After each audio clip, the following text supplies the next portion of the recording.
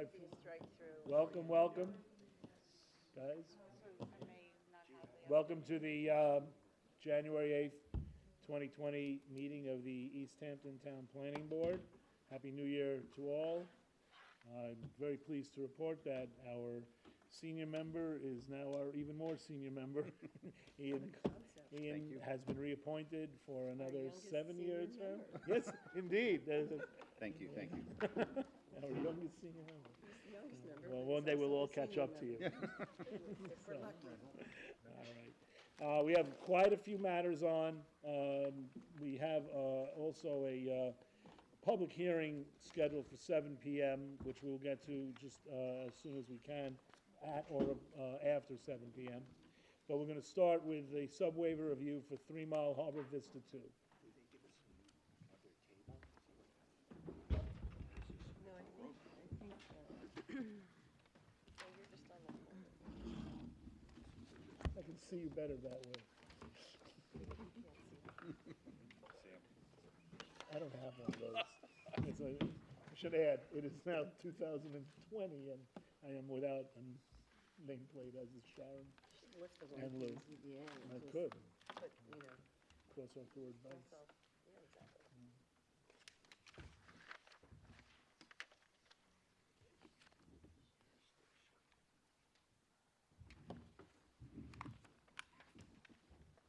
It's from Jody.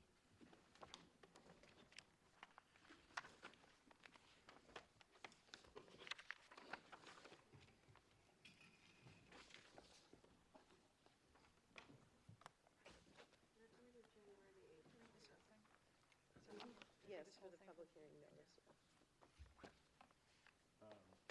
Well, it's on. Yeah, the public hearing is going to be yours, Sharon. I read the whole thing, yeah. Yeah, yes.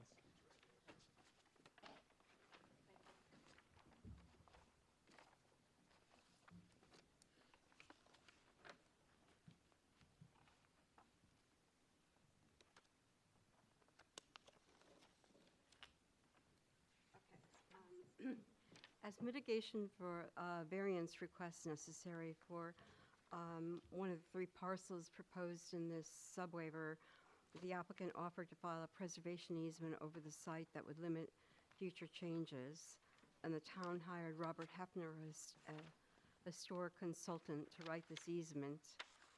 A copy of the draft easement is attached for the board's review and comment. The board should review the attached draft easement and determine whether it finds it sufficient. And I also note that the board already made a secret declaration on this, and the zoning board granted the lot area variance for Lot 2. So the application is now complete. The planning board has not yet had a public hearing on this application, so you would normally have one on a subwaiver, so you would need to decide to schedule one and review the easement. Exhibit C contains the primary standards that are proposed for maintaining the John Dart House. I'll just go over some of them quickly. The John Dart House shall not be moved from its exact existing location. The John Dart House shall be maintained at its existing height in relation to the stone foundation and grade.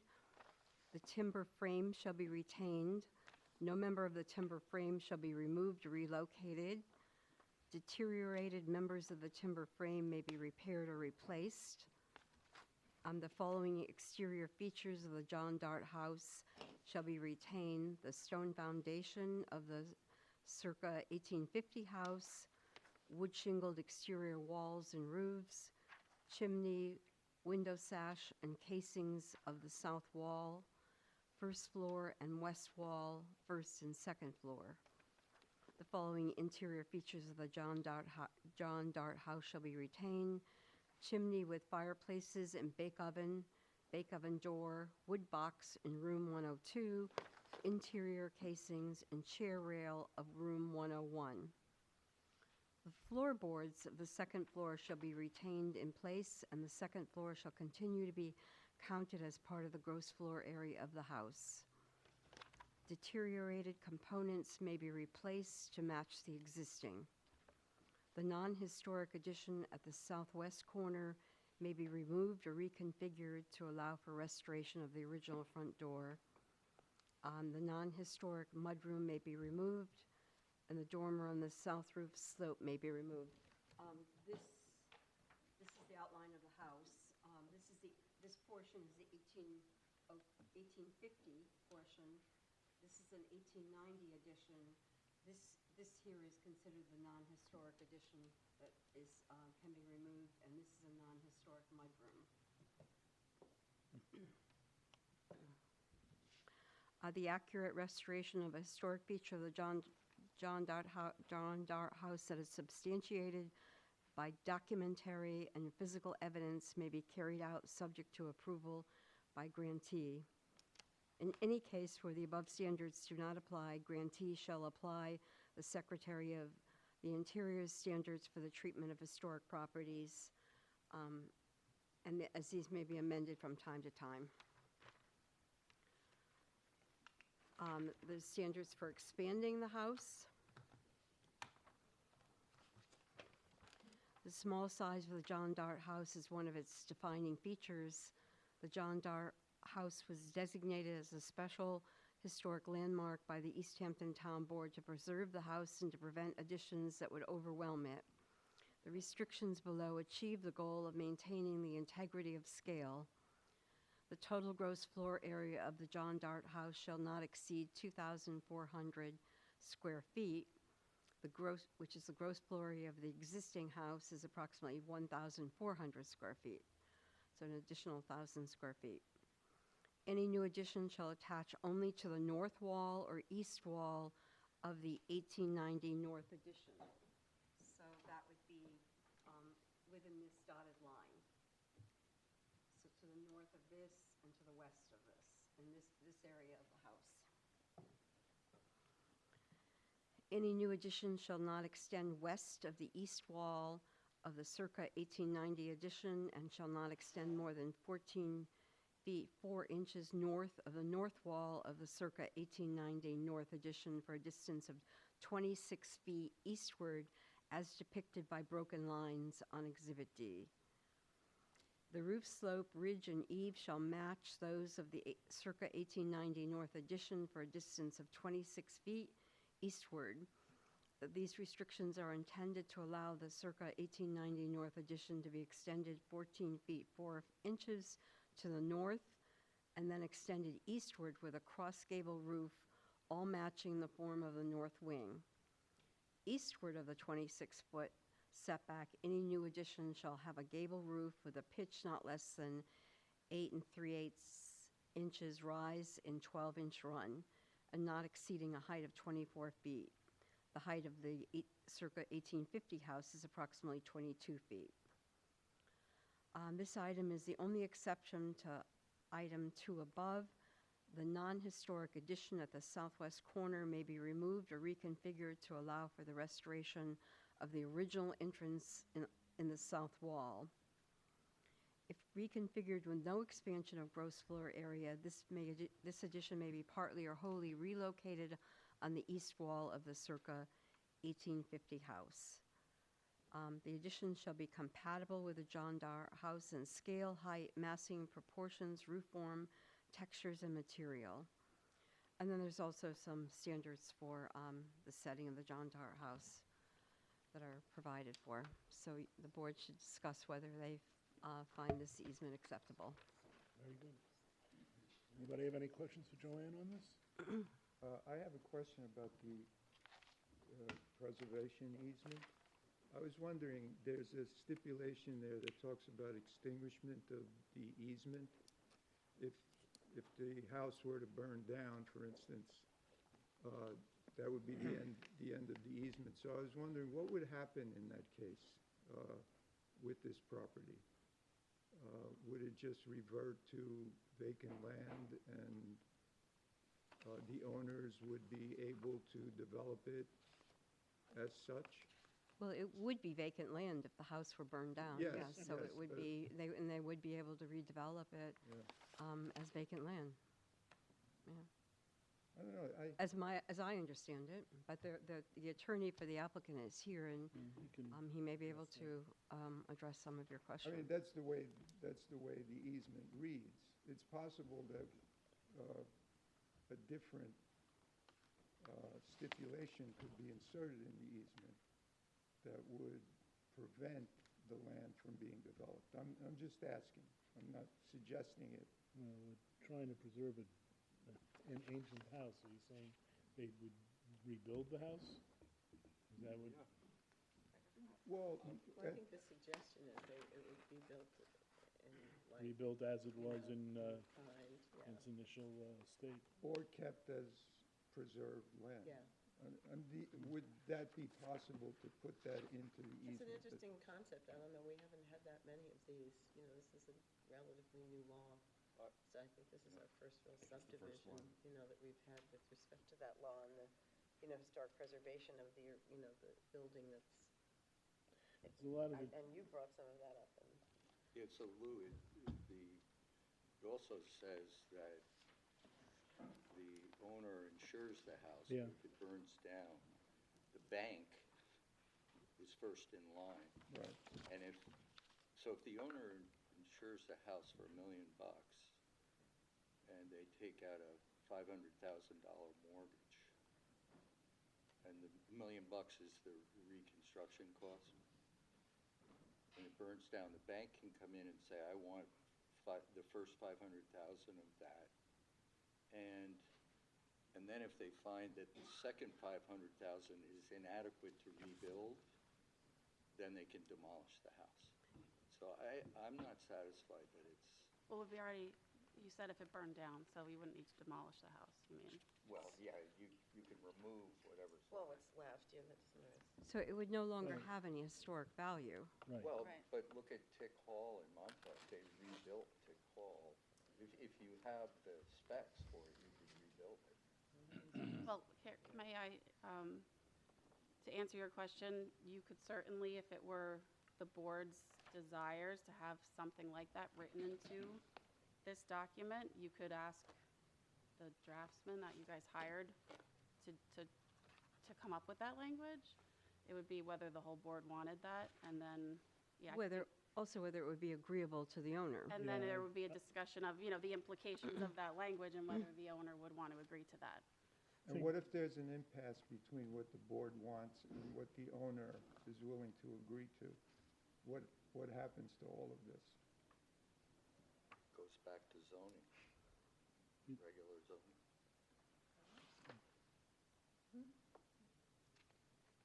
Remember, this is an application to divide the parcel into 3 lots. That's what they're here for. This house would So be especially if there was, designated. if we were unable, or if the owner was unable to agree to whatever terms the board might come up with, then their application would, I suppose, be denied. And they would be free to operate the property or attempt to operate the property as they are Right. now And they without dividing the lots. And they That's could why tear they're the here. house down, They which could is the tear the point. house down, That's right. But that's sort of the, I think we should probably benefit. hear from the, you know, I mean, if that's what you have in mind, it's probably better to address those questions to the applicant and, you know, see, because maybe it doesn't mean anything. Maybe there are issues with the mortgage and issues with the insurance policy which might obviate the questions that you have, or might put them into a different focus, so. I just point out that the zoning board did grant a variance that allows this to be divided into 3 lots already. Okay. All right, anything else for Joanne? All right, the applicant? Yeah, that doesn't go, so that doesn't go No, away. no, in any no, case. they have that, but I'm saying this is what their application is for. Hi, Mark Catalano for the applicant. That provision would not be acceptable to the owner, that if it burned down, it would have to, that you could not rebuild. I mean, there is a mortgage on the property, there will be a mortgage on this house. The bank's going to want a house on that property. They're not going to want it to be a vacant piece of land, because then we'll just have to pay the bank off somehow. You know, they're going to, that'll be a violation of mortgage terms. so it's not, Wait, why would the bank care? If the bank. if It's the house collateral. burns It's a piece of- down it's and the collateral. insurance the loan's pays- on the piece of land with a house. But if the insurance, So the insurance would, cover it. The insurance would pay for The the, amount. in other words, the insurance would pay to construct the house Right. so that it's, The so that collateral's protected. it pays the mortgage on the property. Exactly. That's the bank's Oh, interest. so the bank couldn't take the money from the insurance and just walk away? Yeah. No, that's not what the mortgage, I mean, I haven't read the mortgage. They, Well, if they get their mortgage paid from the insurance money, they can walk away. Yeah, that's what I'm saying. Is there a mandate that the house be rebuilt? You're asking very specific, like hypotheticals. I think I mean, we would have to give the applicant an opportunity to think about this and provide us with documentation if you're asking specific questions about. I'm guessing that the mortgage, and please correct me if I've got this wrong, that this entire application is based on not based on, but presumes to satisfy the terms of the mortgage through insurance if anything were to happen to the property. And if we come along and say that we want things to be done a certain way, which is inconsistent with the mortgage and inconsistent with the insurance requirements under the mortgage, then it's a total non-starter for the applicant. Totally. I would think. If the house burns, the insurance money is controlled by the lender, because they're going to want to make sure the house is rebuilt. So if we're not rebuilding the house, they're going to hold on to this money, and they have to satisfy what we owe them. So they just want to make sure the collateral exists with a house on it. If we're not going to allow them to rebuild, they've got this money that that's theirs, basically. What if we asked them to agree to rebuild what was there? I think the easement says that, I mean, if it does burn or we're supposed to work with the town to rebuild it. Yeah, but it says if the insurance is inadequate to pay for the rebuild. Well, he's got to keep insurance that is enough for total replacement. That's the Yeah, terms of the. So if the bank says, we don't want to rebuild, we want our 500,000. They won't. Okay, but can we make that more clear that they won't? That they, They always want you to rebuild. right. I mean, they always do. They're not gonna, they don't, Can't we make more specific, though, that the effort to rebuild what was there in the event of a total loss? well, that's just a matter of you're talking about the insurance policy? The insurance and the way I read this, it says, Where are you reading, Randy? there's maybe 8 exceptions for all of the things that we want if the bank or another lender has to be satisfied first. That's what it says. It puts the bank or another lender first in line to recoup money if something happens. Which is what would happen And under any circumstances. And then it says if there's inadequate funds to rebuild the house after the bank, the way it's worded, it says the bank has the option to take what it's owed under its mortgage and leave. Well, they always do. Yeah, but so that's what I think we're having a problem with. Well, I mean, all we can do is insure the house as, for replacement cost. That's the best we can do, and that's what anybody does. That's the most you can do on a house when you've got a mortgage on it, and you all hope that when the house burns down, then there's enough money to rebuild the house, and that's. We can't say, you've already got the mortgage, so we can't obviously put new terms on it, but. So you're saying if there's not enough money from the insurance to rebuild the house, then what? Well, there should be enough if Right. the insurance is used to rebuild the house. Well, it always is. I mean, the bank doesn't just say, normally you don't get a check and without the bank's involvement on that. They want to make sure this house is rebuilt. You can't just get the check and run away. The bank wants a producing loan. The bank wants a loan that generates income for the bank. So there's no reason for the bank to be inadequately insured, and there's no reason for the owner to do anything other than rebuild the property so that he can pay the mortgage. That's, Yeah, and also this is going to be subordinated, the bank has, I mean, is going to have to subordinate it to this easement. So Right, they're going to that's take a right. look at this thing and they're going to say, okay, this, you got to make sure this is properly insured as well, you know, or that our collateral is properly insured. that's probably your best protection right there, is the mortgage subordination. Right. Yeah. Well, Sam, so what if the owner, the house burns down, it's worth $1 million. The owner takes the money and doesn't want to rebuild. What Then if the owner's gonna have to worry about having a mortgage that it owes to a bank and no income from the rental of the property. It's gonna, But they No can- collateral. on- yeah, on and the there's loan. no collateral. And remember, the bank, It doesn't make any But financial bank- sense. They can, this says you can extinguish, It says the grantor and grantee have to decide if that's the appropriate thing. The grantor and grantee are involved in that discussion. The easement in whole or in part in accordance with the laws of the state of New York, is this the one? well, This where you mean? I marked it up and sent it, but, so that's my question. In fact, I think it's sort of anticipating that there would be kind of a discussion about what, you know, what's going to happen depending on how much damage there was to the house. Whether Yeah, it's but going I to be don't- rebuilt, raised, you know, prepared. But I take Randy's point that, you know, we're subdividing this lot with the intent of preserving something historic. There are gonna be 3 lots here where there would not have been 3 lots under the code, because of this historic building. And if, you know, there's some damage to that building, then the purpose of the, you know, the incentive to maintain the historic building, is, you know, if the asset is gone, then you have 3 lots, you have 3 buildable lots where it would have been 2.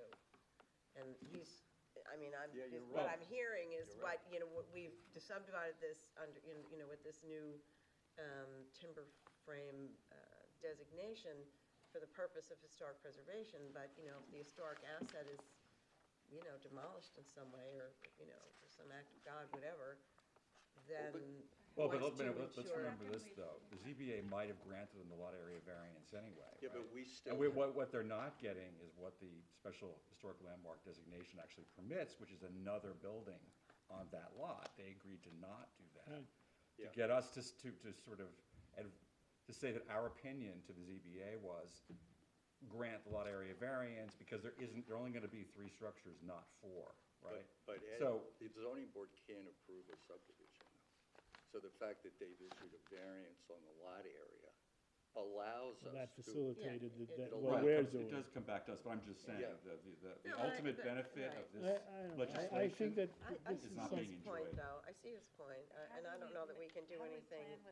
Like a fire, like, No. things can happen. I think it's you sort know, of- I think we've done as much But I- to protect the property as we can by requiring the insurance, that the property be fully insured, which And is, we have a voice in what happens if there's serious damage to the house, Yeah. right? I mean, this is sort of what's been written in. you have to be, the town is involved, whatever, I don't know which agency is going to be the lead, you know, building department or whatever, but the town has to work, I mean, we have to work with the town on any rebuild, any change to the house at all. and that's further protection of the thing that I think is underlying this entire application, which is to preserve an 1838 house. It says we can't do, if there's a fire, we can't, the only thing we can do without the approval is if there's something really, some emergency, dangerous thing happening. But any rebuilding or any fixing up after that, nothing can be done until the Yeah, town but, approves. you know, it sort of says in the instance of a casualty damage of some kind, the grantor and grantee Grantee. determine, Yeah, they must agree. can it be repaired? Does it need to be raised or demolished? Is it gonna be rebuilt? There's a voice. And all these Yeah. things are focused on the idea that it's a historic house, and it has certain considerations that go along with that. And one, you know, I think the thing that alarmed people was seeing this extinguishment of the easement. Yeah. It just simply says that the 2 parties may decide that that's. Which can happen with any house that's being preserved. I mean, that, you know, it's always the risk a house could burn down. But, The last sentence. you know, I think the benefit to the town is certainly better than what we would do if we just did the special landmark thing and, we did the two Yeah. houses on the first lot and, It's a lot more No doubt, protection. Yeah, it's just new, it's our first, pass at this, and I think it's worthwhile discussing. oh, you know. of course, yeah. If no one else has any questions for Mr. Catalano, I'll turn it over to Ed. Yeah, okay. So, yeah, I didn't really see this particularly as an issue, quite honestly. I thought it was covered. My focus was really on looking at Mr. Hefner's recommendations for preservation of the historic part, and, I think we trust that he understands what elements of this house are really important and need to be preserved, the timber frame, some of the interior elements, those kinds of things. And I think it's a very thoughtful and detailed document in that respect. I very much like where he's indicated that additions can go. I think it makes sense aesthetically. I mean, the way the house is sited, there's sort of a rise on the north side, so you don't really see that side of the house particularly. So he's also asked for the removal of some vegetation at the front on the south side to provide better visibility of the most historic part of the house. So I think those terms of the easement seem more than adequate to me. And my understanding is that the applicant and Mr. Hefner worked together on this. So I think there's been a meeting of the minds. Okay. Does anyone have any other comment about the preservation easement? Yeah, I have a couple. One is the determination that a house can be expanded by 1,000 square feet from 1,400 to 2,400. Just wondering, is that a negotiation? Did you ask for more and Bob said less, or where did you come up with that? Where did you come up with that number? I'm not sure. Seems like a lot to me, almost twice. It's similar to, I was going to actually address another part of the expansion thing, but I don't know the answer to that, no. I think the expansion language might have to be tweaked a little bit, because I think there might be a front yard setback issue on some of this stuff. So it may be that any expansion will definitely, may have to be limited to more, more, actually better, more off the back of the house because of the front yard. The east side. The east side, exactly. Yeah. But I don't know the answer to the 1,200. Okay, so I guess my question is, does it need to be an additional 1,000 square feet or no? Talking about almost doubling the size of the. Yeah, I thought about that. I thought, and It's a tiny house. it is a really tiny house. I've been in the house. It is a really tiny house. Yeah, 1,000 square feet to me isn't that big. I think, because it's sort of pretty much hidden from view, I think it makes the house usable and modern to have that additional space. I don't have an objection to the 1,000 square feet, but you may feel differently.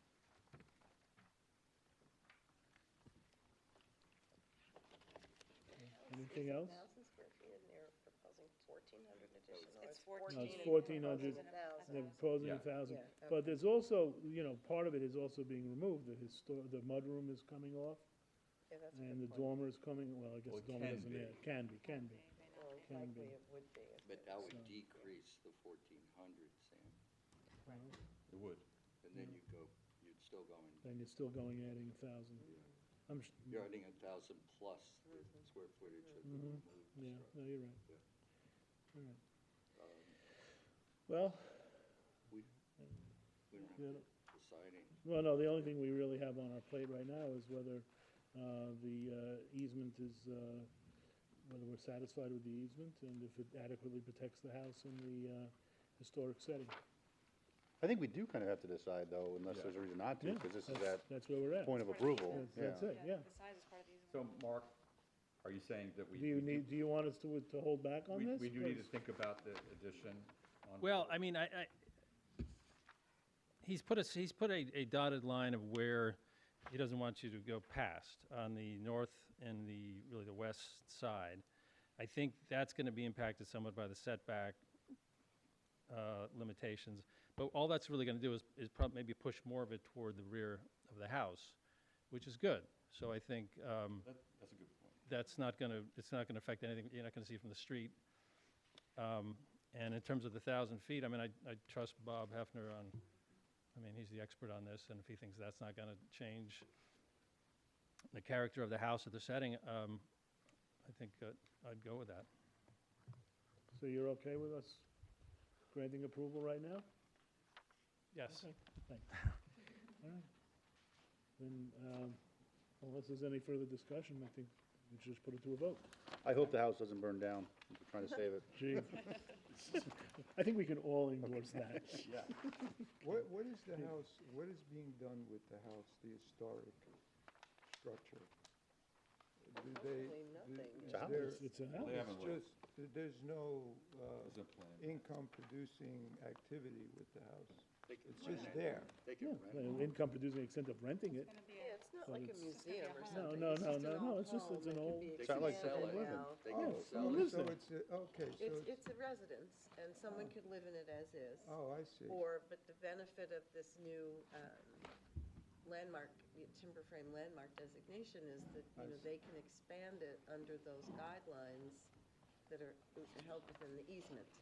And my only question is that the house, as it exists, is really close to the road. And I don't know if does it meet setbacks, and will that 1,000 square feet, will that fit into the setback layout? It will have It- to, as Mark was pointing out, and it's probably, But we don't know. That's East why of he's, that. that's why he's raising the issue, but Projecting It's- that yeah. it might, but we don't know, and it will, But it's, That's it gonna- seems, The addition will another- have to meet setbacks. it seems to me Yeah, that but- the marks that were made, though, are to make sure that you avoid putting it in certain areas with plenty of room in the back. So, yeah, you probably can't build right up to it because of setbacks, but you still have room to expand, and it still protects the vista that Bob was trying to protect. it sounds like the owner is on board with that, so. Yeah. All right, do you want to make a, do we need Jamison, do we need a motion on that? I guess? to, No, I think, aren't we just sort of I guess. polling, and then we'll do a resolution when it's time? What about the public hearing? Was this where you said oh, that? that's right, we need to have a public hearing. If you decide that the easement's acceptable as Then we need a public hearing. Okay, fine, so, but to decide whether the easement's acceptable, in any case. do we need that as a resolution, or we just say, You can just vote on it. I don't think we need a motion, then we pull the board and just move the process does forward. anyone object to the easement? Speak now. do we need to have a public hearing? I mean, Well, apparently, we know, Yes. it's sub-waiver review, so Yes, we, sub-waiver. oh, so we always need it. yeah, so. All right, in that case, you want to make a motion on the public hearing? What? Tell me. Resolution for the next agenda. We need Well, to make, Well, you should, just, so then you'll schedule that. All Right, So, we'll okay, so schedule then the on the public next hearing. meeting, Right. we'll is vote next. on it. we're just moving it along. Moving it along, very good. Moving it along. If we needed a resolution, we would do that, but, All okay. right, great. All right, very good. Next step, that's done with sub-waiver review, thank you, council, applicant. Next is, new singular wireless at Northwest Fire Station. No, Public we're not hearing? public hearing. Public Oh, for gosh sakes, look at that, 7:04. Thank you. Seven. Sorry, all of you who are Wait chomping at for the bit public to hearing. talk about the NCW, you'll have to wait. Okay, Sharon, it's yours, right? Yep. Okay. Okay, so take notice that a public hearing will be held before the East Hampton Town Planning Board at Town Hall, 159 Cantica Road, East Hampton, on Wednesday, January 8th, 2020, at 7 PM, or as soon thereafter as this matter may be heard, to consider the application of East Hampton Retail Site Plan Approval pursuant to Article 6 of Chapter 255 of the East Hampton Town Code to convert an existing two-story, single-family residence and detached barn into one larger two-story retail store totaling 25,015 square feet of gross floor area. Also proposed are a new garage, new access configuration, parking area, sanitary system, lighting, landscaping, and drainage control structures. The property contains 23,949 square feet, .5498 acre, and has frontage on Montauk Highway and Skimphampton Road, East Hampton, and is situate in the neighborhood business zoning district as shown on the official zoning map of the town of East Hampton and is identified on the Suffolk County tax map as parcel 300-189-1-6.1. Subject application is classified as a Type 2 action pursuant to the State Environmental Quality Review Act, SECRA, Part 617 of the New York Code of Rules and Regulations, and Chapter 128, Environmental Quality Review of the Town Code.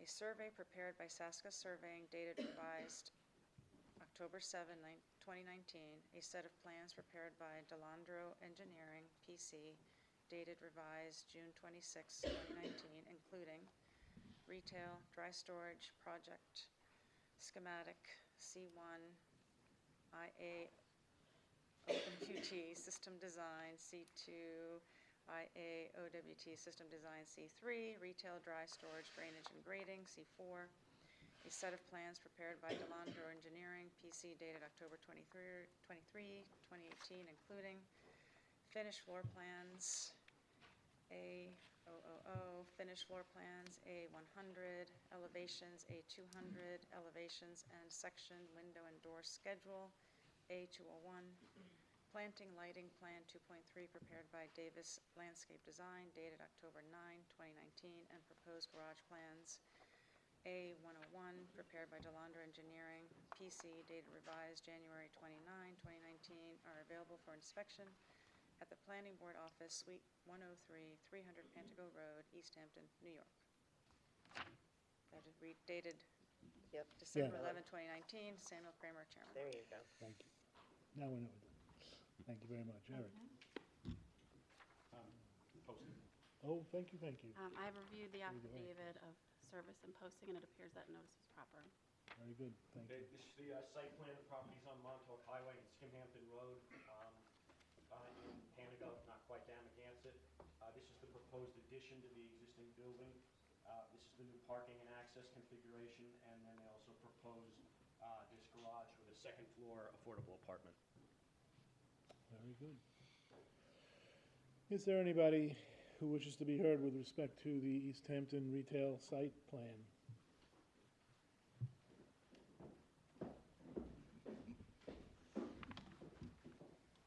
I thought you'd be on the wireless. No, surprise, surprise. Good evening, members of the board. John Huber, with the firm of Dayton, Voorhees, and Balsam here in East Hampton.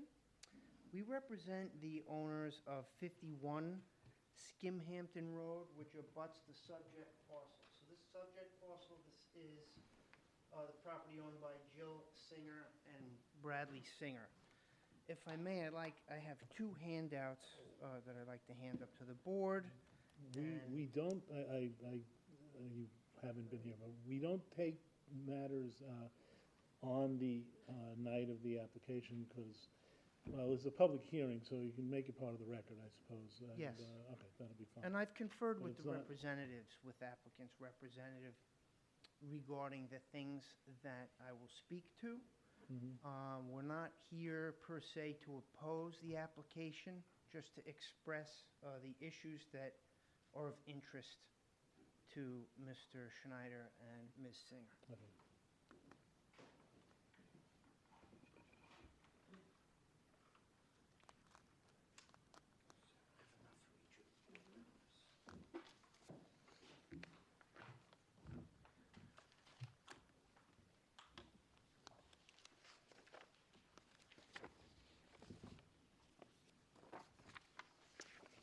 Is there any way to, you haven't, we don't have these on file, so they can't be seen by people who are watching at home, right? This is just for us. Yeah, I'm just asking.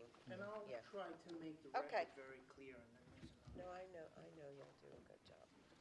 It will be in the file if anyone Yeah, from we'll the need public them. wants to go Okay. and You have take a them? look tomorrow.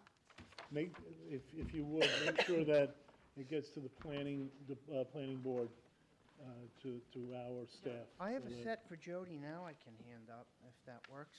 You want to take it now?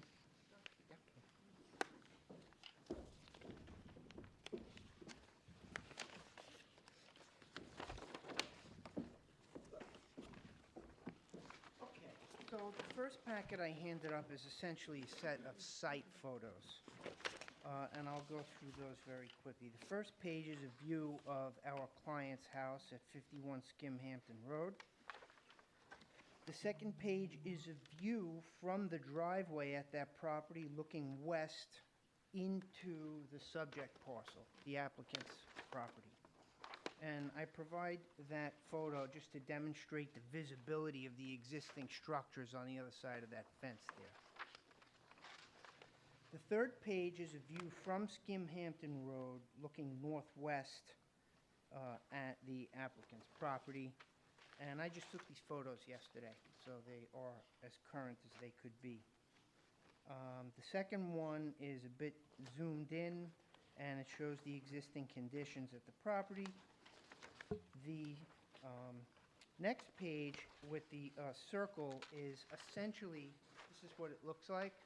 This circle here is the approximate location of this proposed garage and apartment. And I just submit that to the board for some context. I would suggest that that's much closer to Skimhampton than it actually would be. I think the survey is very accurately depicts the The location survey does, of of course. the barn. And basically, that stone in the ground that I circled, I paced off from the property line the 23 feet, and it's midway up that driveway there. So it's an approximation, but based on a field visit, John, there may be some confusion that this is not Skimhampton Road, that's the driveway. Oh, correct. oh, is that Yes. right? That's the Yeah, I driveway next door. apologize for that. That photo is taken from From the this driveway, point from in the the driveway neighbor's, looking. Oh, I got you. right, Thank from you. the neighbor's driveway. Thank you. I apologize. Oh, Mr. all right, Yeah. yeah, Yeah. well, It's that's a big difference. So we'll change that label then, right, to say from the Correct. driveway. Yep.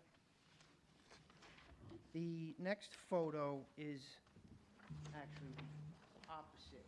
It's the view from this location looking eastward toward the fence. And the significance of that is you could see basically there's a pergola attached to the back of the Singer Schneider house at 51 Skimhampton, and you can see that through the trees.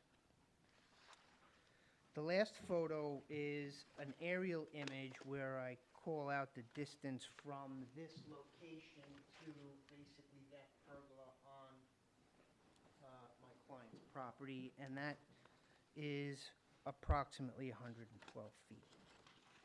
So that's all the purpose of that handout, is to create, familiarize you with the field conditions and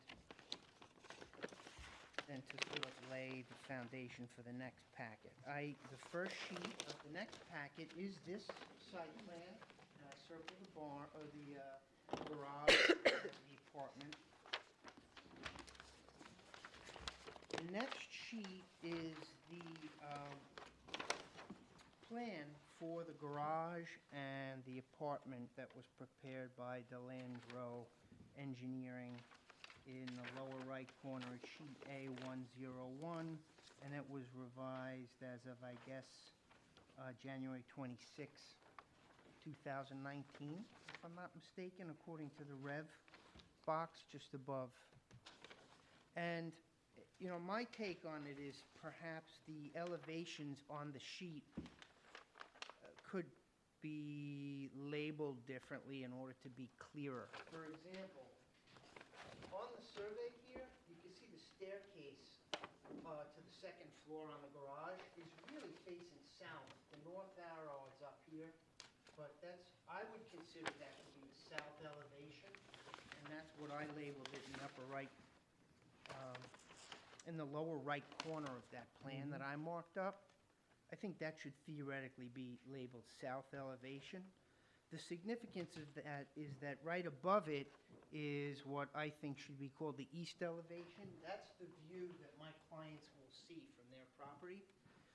So in communicating with the applicant's representatives, in order to optimize the privacy that my clients would have in their backyard, we suggested perhaps they could eliminate those second-story windows, as I've marked out on that elevation in the upper right corner, and then possibly put a privacy wall at the top of the landing.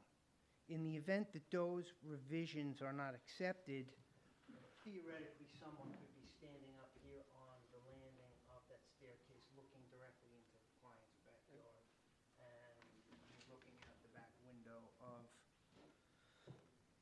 those two windows on the second story.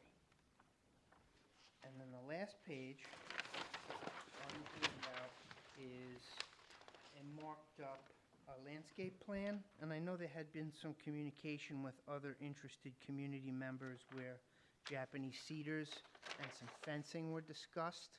I believe the applicant agreed to install that, fencing and cedars. What I marked up rather crudely, forgive me, on this document that I've submitted is perhaps we could install some additional cedars sort of that run parallel in this area here, so that when they reach mature height of possibly 20 feet or so, they might provide some additional screening. Is that parallel to your property line? So here's the common boundary between the applicant's property and our client's, 51 Skim Hampton. And those cedars would be basically the location of this fence has been altered slightly on that new landscape plan. I believe Ms. Bistrian submitted that recently, maybe yesterday afternoon. But as I've circled them on my markup there, those trees would really sort of run along this area here in whatever configuration that the board was comfortable with. Okay. And so Mr. Schneider and I discussed this. His intention was not to oppose or frustrate the application.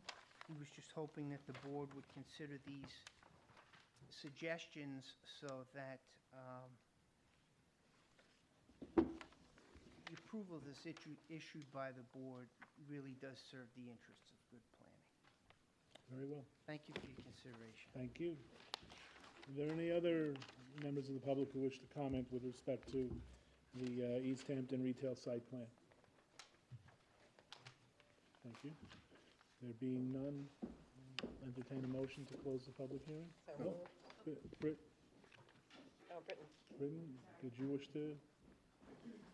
Didn't see you back there. Good evening, Chairman Kramer, members of the board. Britton Bistrian for the applicant, Young Real Holdings LLC. I just want to make 2 points of clarification so that the record's correct. The public notice noted the building is 25,000 square feet. It's 2,500. Yeah. So I just want to make sure that we had that clear.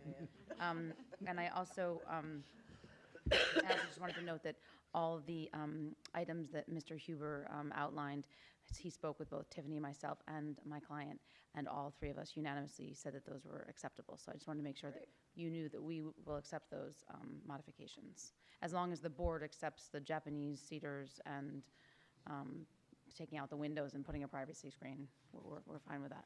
Great. Thank you. Thank you for correcting that 25. I read that. We would have probably had a much fuller audience if it was a 25,000 square foot building.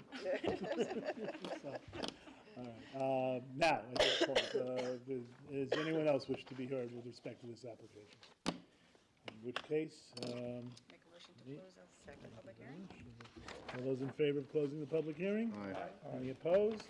Public hearing is closed. Okay, now we will move back onto our work session, and now we will begin site plan review on new singular wireless at Northwest Fire Station Personal Wireless Service Facility. This is an application to construct a wireless facility consisting of a 185-foot tall monopole with 12 panel antennas at a centerline height of 155 feet.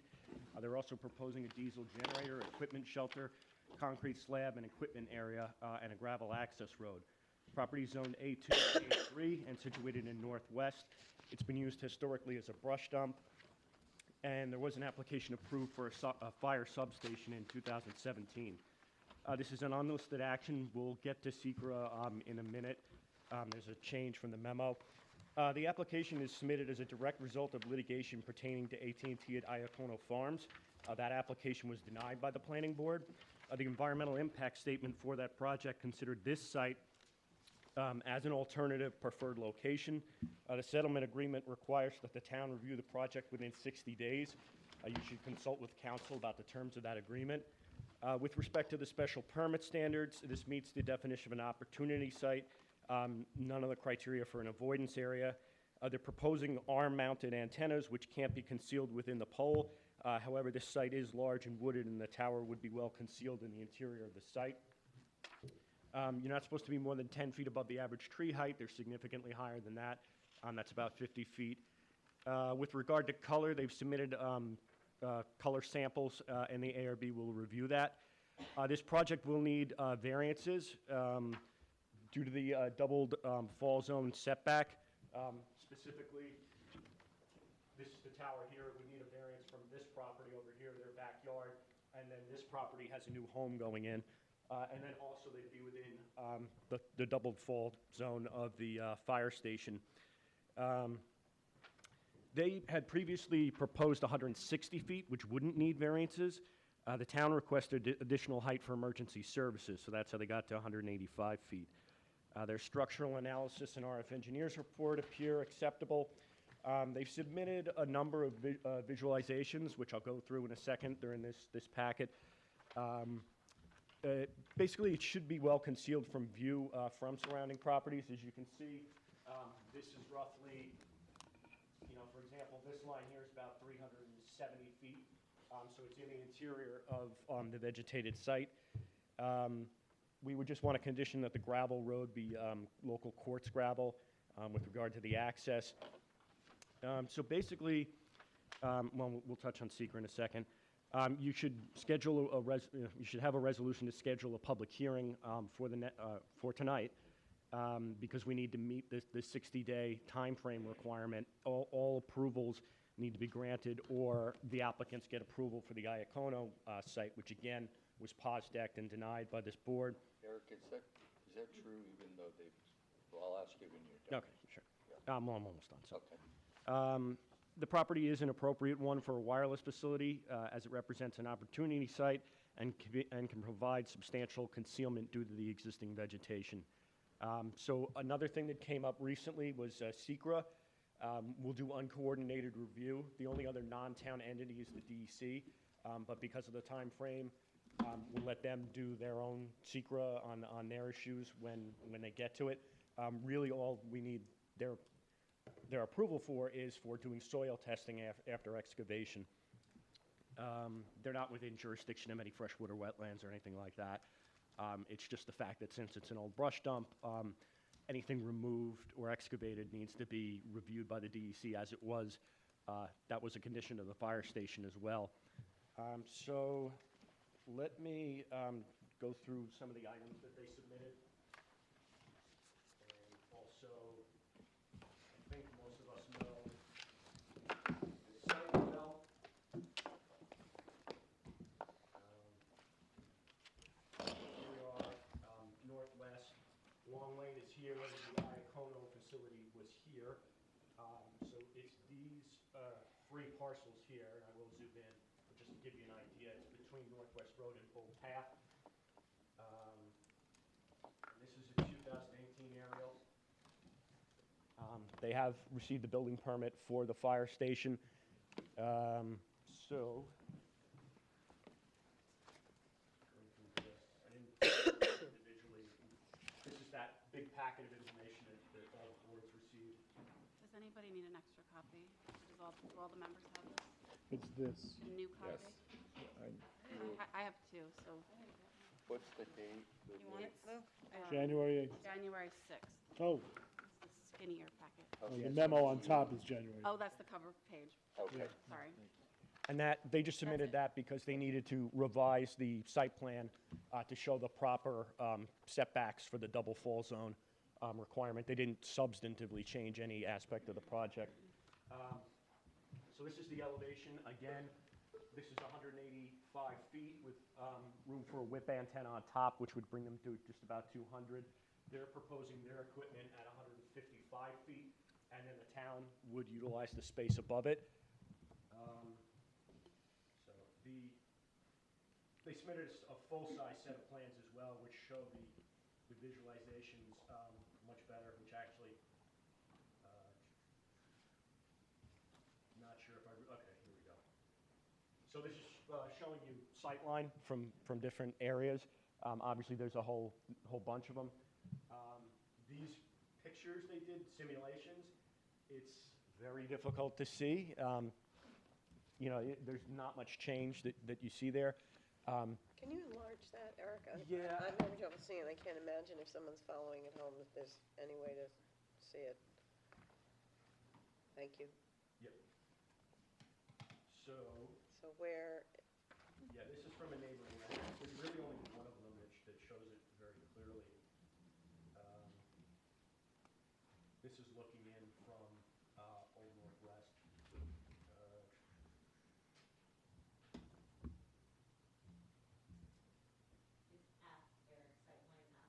Okay.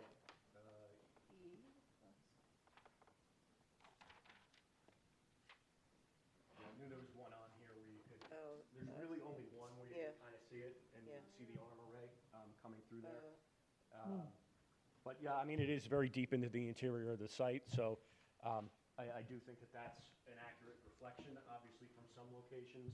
This time of year, without leaves, you probably can see it if you look through the tops of the trees. But it really would be more visible from a distance because it's a significant height over the existing tree height, as opposed to from neighboring properties or from Old Path or Northwest. So let me just get back to, but, that being said, I do think it would be visible from the, partially visible, although obscured a bit, from the nearest residential neighbors, which again are the two that are within. They needed 380 feet to meet the doubled setback. They're at 373 on the one. So it's close, but they need like a 20-foot variance, roughly. on both variances of are those. de minimis, yeah. So, yeah, I think that's it, just in explaining the project. I don't know if you have any questions.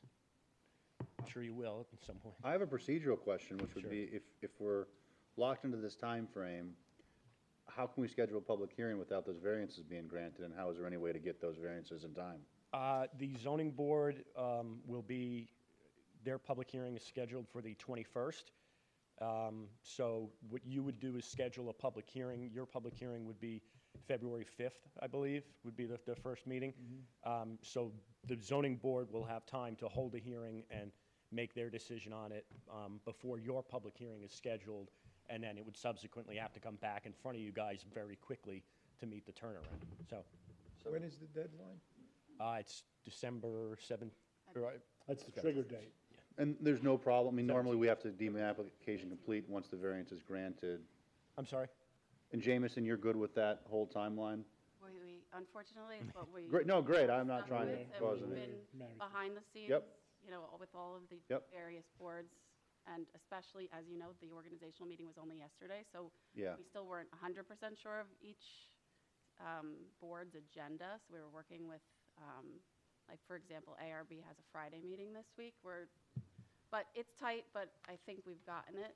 Okay. The applicants can speak to, Well, I have a it's penciled in every board's Okay, agendas, but we have to make sure that each board is satisfied, to move forward. Yeah. So, to your point, though, Ian, the settlement says that they will apply for a 160-foot tower, and they've applied for a 185-foot with a whip on top, so they've really changed the, Actually, that's for the town, isn't it? I That believe so. additional space? yeah, but But it's nevertheless, changed. no, but nevertheless, the settlement language says 160, and this is not an application for 160. I just raised If you that. have a question about the settlement agreement, we have the benefit of our outside counsel here, Okay. so she can Okay. Good evening, speak everybody. to it. The settlement agreement, I believe, and Kim will correct me back there if I'm wrong, states that it will be a minimum height of 160 feet. So that is, they were planning on the 160 feet because that was what they had requested, but at the town's request to have it be a height high enough to enable the benefit of the emergency equipment, we requested and they agreed to revise those plans to go up to 185 feet. So that is where we are, but it is within the terms of the settlement agreement. Could you just state your name? for the Sure, record? Kelly Wright? Thank you. Yeah, I have the language here. at least 160. It's in a whereas on the page one, the second to last, the last full paragraph on page one, and, Yeah, it says at least 160 feet. yeah. Okay. Do you have any more questions for Kelly? She knows it all. Thank you. Thanks. No, thank you, Kelly. We'll call you as Thank we you need you. so much. Okay. All right. The applicant, wish to be heard. Is there anything else from Eric? I'm sorry, for Eric, one split second. Does You're anyone done. else have any questions for Eric? Okay. Who should we ask about the additional height? Should we ask the applicant? Well, Yeah. now's Hi. your opportunity. Hi, you go. everyone. My name is Kim Nason. I'm an attorney with Phillips Lytle representing AT&T this evening. Just to let everybody know, we also have some additional members of our team here if anybody has additional questions. We have Salient Architects here. We have Neil Arceo. He's an RF engineer that can speak to the coverage needs if anyone has questions. And we also have Pete Nenadich from Shore to Shore Wireless, the site acquisition consultant. So if there are any questions with the board, especially given the expedited timeline, they're here to answer them this evening in addition to me.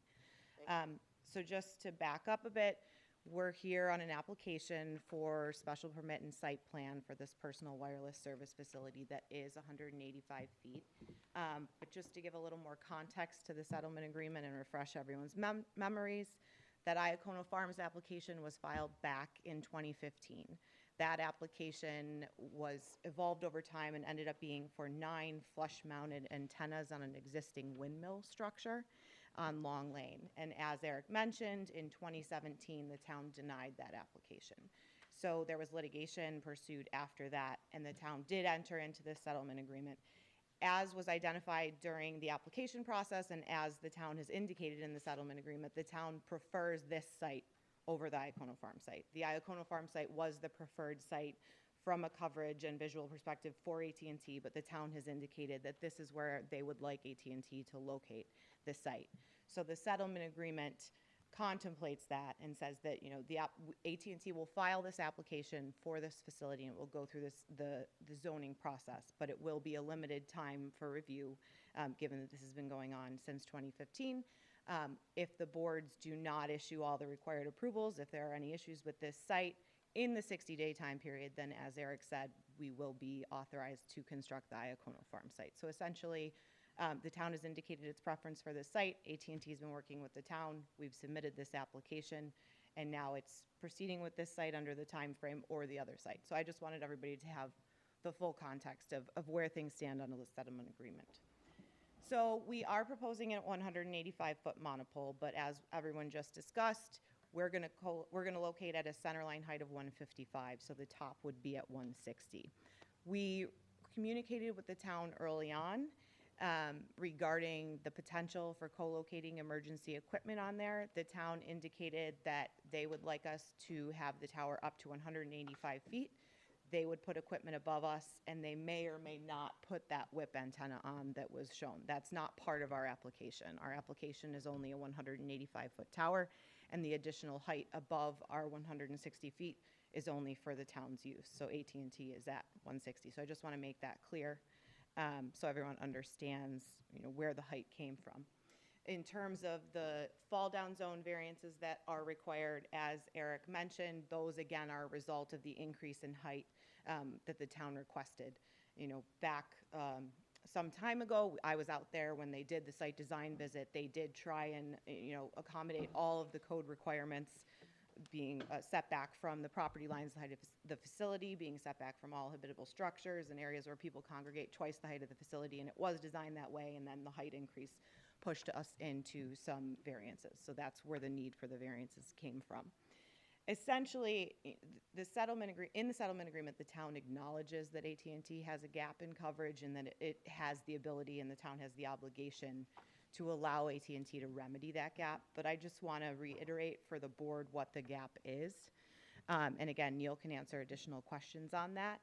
But essentially, sometimes when wireless applications are coming forward, they are for a carrier trying to get what's called in-vehicle or in-building coverage. So you may have cell service outside, but you don't have it in your car, you don't have it in a building. This specific site, there are large areas that you can see on the RF plots that don't even have outdoor coverage. So there is virtually non-existent coverage in the area of this site. There's not reliable coverage, and that is really a genuine safety concern. In terms of, there are many households that are relying solely on cellular service for their phone service, and there is a complete lack of coverage, especially to the north of the site. And then other areas we're targeting in vehicle and in building coverage as well. But generally, it's around the vicinity of Old Northwest Road, Stephen Hands Path, Hands Creek Road, Two Holes Water Road, and Cedar Lane. And you can see there are plots attached to the application that show what the coverage looks like now and what it would look like after the facility. But again, a very clear gap in coverage for AT&T. So just to reiterate, we've been at this for quite some time, and we're trying to work with the town on what the town is looking for. The town directed AT&T here, and as part of the settlement agreement, we've submitted the application. There is this expedited timeline, so we have everyone here. We want to answer any questions this evening. And again, we would ask that the board schedule the public hearing tonight to keep things moving along. Very good. Does anyone have any questions for the applicant? Yeah, I do. Go ahead. So the height you were at Icono was quite a bit lower than 155, and yet that seemed to satisfy the gap, to take care of the gap. That's correct. And it's a different location, and Neil could speak to some differences in how things propagate due to the tree line. So we did not handle the original Iacono Farms application, but my understanding is during the EIS process, when this was being named as an alternative site, the town did acknowledge that it would need a higher facility if we were to go here. I think that was part of the record last time. We could get into some of the detail, but essentially that is the height AT&T needs to meet its coverage goals, and that is the height that the town has agreed to in the settlement agreement. So essentially, the application before the town for 160 feet, if that is not approved, then we do go to Iacono. Yeah, so you would go to a much lower antenna there. This is at 100 feet of elevation. I don't think Iacono is that high. I'm just curious about why you need 155 feet.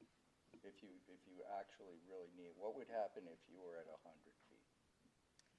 There would be a loss in coverage, but I can't speak to that specifically. Neil could speak to that as well. However, in the interest of the board's time, it all does come back to the settlement agreement, and that's the height in which that's the only height at which AT&T is applying for here. What about now 5G? Your client's gonna move to 5G, which doesn't use these tall monopoles. So I'm just wondering what you see the useful life of this tower. These monopoles are absolutely part of that. Okay. And, we've been doing this for quite some time, and that question does often come up, what if the technology changes? Are we really going to need these? These macro sites, which is what we call these structures, are not going anywhere anytime soon, and they're still absolutely part of the network build-out. At 5G. Correct. And could you cover the arms if you needed to, just to make it less industrial looking? What type of coverage are you Well, I've thinking? seen our police department has shown me there's certain ways you can cover the branch antennas, the arm antennas, to make them look less unattractive. So, again, we do think that this site is particularly well screened because it is in the center of the area with the surrounding vegetation. I'm not sure exactly what kind of cover you're talking about. I've seen, different types of stealth facilities, but I'm not sure what that design is specifically. I will also reiterate that under the terms of the settlement agreement, if there are any types of conditions that are placed on the application, changing the application, that the town is responsible for those costs under its lease. I just wanted to reiterate that point. But I do think that As Eric noted, the way that this site is located in the central portion of this rather large parcel, it is very well screened. The visual simulations that we had, the photo simulations, from each residence, all except for one, the vegetation, even with leaf off, is still blocking the view of the tower. From the immediate vicinity. That's correct, that's correct. Not from a distance, though. Yes, Yeah. and I'm not arguing that point. I do think, comparatively speaking, with Iacono Farms, it is a different visual impact. But the town has indicated its preference for this type of design and location.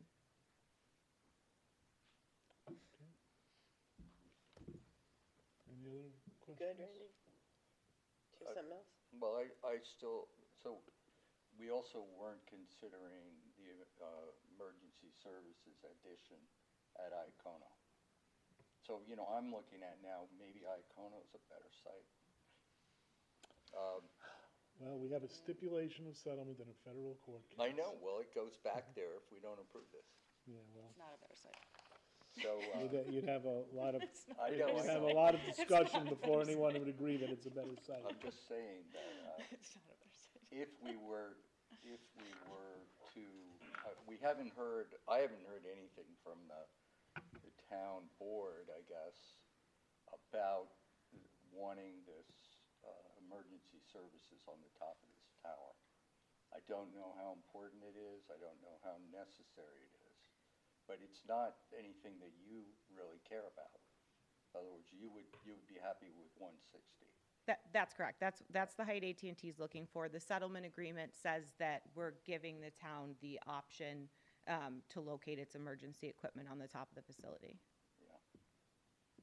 There's nobody here to tell us I why. can't speak. Don't they need it at a fire station usually, or not? Is that not necessary because of fire station I as don't know well? if there is that in the Need it, but substation it'll there. certainly be helpful, Yeah. because the fire station will be I think I right would be there. Springs, comfortable they said saying, they I needed it. certainly don't want to speak on behalf of the town board. I can say that sort of our public position that the town board has been taking and that why this board has been inundated with these types of applications for cell tower facilities and emergency service communication equipment is that the town board has said that we are trying to upgrade our network and to have more of our equipment located on various towers throughout the town to assist in taking our, in bringing up our communication capabilities. I think if you wanted to have, the supervisor or someone from the town board address this specific tower, we could probably Or even the get that. Eddie Schnell he usually fills us in about, Moving up Kelly Wright again. I did speak during the course of these proceedings multiple times to Eddie Schnell, and we spoke about it with the supervisor and the town board, and everybody had a very strong preference for having the availability of the emergency equipment. They thought this was a great opportunity in order to do that, to have more reliable 911, backup to everything. So they, when we were talking about it, when there was the original discussion of the 160-foot tower that AT&T had proposed, they were particularly, we said, well, do you really need it? And we had, lots of conversations about this, and they were in no uncertain terms that it was 100%, we need it, we want it, we don't want to do it. And then they, I think, had actually proposed to AT&T to try to move them down, but then that put them into an area where they were not in the right spot for their reliable service, so. So even if it was put over at Iacona, it's entirely possible that the town would want to put the 25 extra feet on that. I suppose that is possible. I'm not going to speak to the technical No, possibility neither am of I. putting I'm something just- on the existing No. tower. And just to go back to town what, owns this site, Yeah, understood. and so they couldn't make Iacono. Okay. No, and they have the existing structure there already, which is the reason why AT&T was going to Was use gonna that use it for the anyway, lower right. cost to put the Right. receptors lower at a But the lower town views height. it as a health and safety issue to put the extra Bl- tower on, or Yes. additional footage. I can make a request to Eddie for the public hearing, if you guys, That'd be a good whenever idea. you Great schedule the idea. public hearing, That'd be a have good him idea. come and Make the file address more any complete, additional yeah. questions or concerns to speak. Because we don't have quite enough. Yeah, we don't have enough documentation. We killed enough trees for this. Did you read it, Kathleen? I did actually. I didn't read it cover to cover, but I we- looked at everything. Well, do we Pull have those anything things else? out. Do we have anything else for the applicant? Or shall we move on to Catherine's synopsis of this Yeah, well, monstrously large document?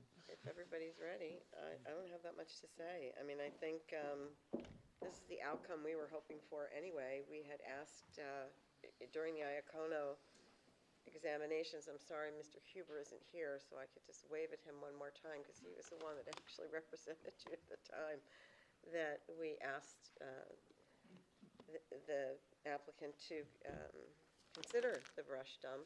Well, it's now the fire, at the time it was the brush dump in the former solar facility. Now it's the Northwest Fire Station. And so I think that, well, I think Randy brings up good points about the height of it. I'm not thrilled about that, but I think this is the best case scenario that we could ask for. I think there is a general feeling in town that we need better coverage. I don't live far from there, and I get that. I'm not the kind of person that wants to abandon every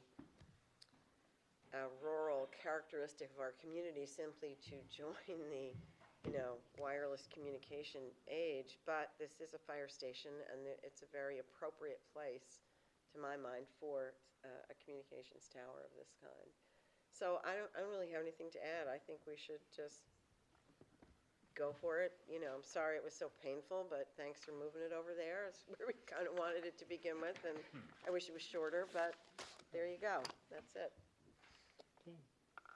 Does anyone have any further comments, questions, issues? Oh, I to did raise? have just one thing. Please. If there are any, this is in our water recharge overlay district, and Suffolk County Pine Barrens and Special Groundwater Protection Area. And I know that there are some, that if there's any building or any, if there's going to be any need to have a generator on the ground or something like that, we have special groundwater protection policies. So if there's any sort of a spill with gasoline, I'm sure there'll be a backup generator of some kind to, work through this, and that would be one thing I want to make sure we follow. Yep, just that I to didn't add, notice in any of- there is a 30 kilowatt diesel generator proposed in the fenced area. So Right. the monopole has a 50 by 50 square foot fenced area. Right. Within that, there's a 264 square foot concrete slab. Right. And on top of that, the generator would sit. Right. Do you know if there's lips on the Yeah, right. concrete? Yeah, well, Something that might contain any spill within that slab. That'd be, Eric would be able to help you understand what the special groundwater protection policy is, and the slab is usually useful, but it has to have, a rim around it to contain any spills, so it doesn't just Okay. pour Like a- out. Even better is a propane generator, because that is not considered a hazardous liquid. that Okay, would go in. we can take that back Yeah. to AT&T. Yeah, that's the only, and that's a really good suggestion. And then if Eric could just send us the specifications. Yeah, if you for could the just work slab. with them on the groundwater protection policy, I think that would be great. Okay. Because that's the only thing that jumped out at me in all of this stuff that I didn't see. So, Okay. every other base was covered. Thank you. All right, so shall we declare lead agency status? Oh, yes, that was my move to make. I moved We to need, declare lead agency. We're going to do uncoordinated review. I think I had mentioned it, right? Yes. Earlier, because of the DEC. Does that mean the right hand doesn't know what the left hand is doing? The only It other, helps us maintain our The time goals frame. and getting the Okay. timeframe So- together. Is that So we're so gonna we're with- not going it's to be not lead gonna- agency? No.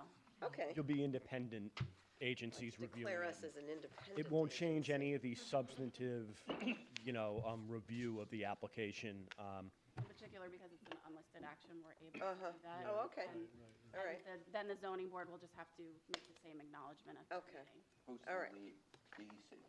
Well, No. this No, is there is just, not. there's It- no, it is- it's there's no- uncoordinated. There It's are an many odd fish name. swimming in the same Uncoordinated. direction. But Yeah. don't fear, we will be coordinated with the ZBA, just not officially in secret. We're not missing any steps. We're just Okay. helping to move it. Do we need to schedule a public hearing at this moment? That would be, Probably a I good would like idea. the to board move is to schedule. comfortable, that would be, Well, if nobody has anything to add, I don't, But we also need to know whether we should send comments to ZBA or ARB. I don't I don't think we need to. particularly think think we need to. I don't know if anyone I else don't think feels. what we've asked in the applicant differently. requires No, that. I don't The think we do. code that is there for the ARB is adequate. Yes, It says, you know, try to make it look good. right. Now, that's a mandate. luck. That's a man, yeah, right.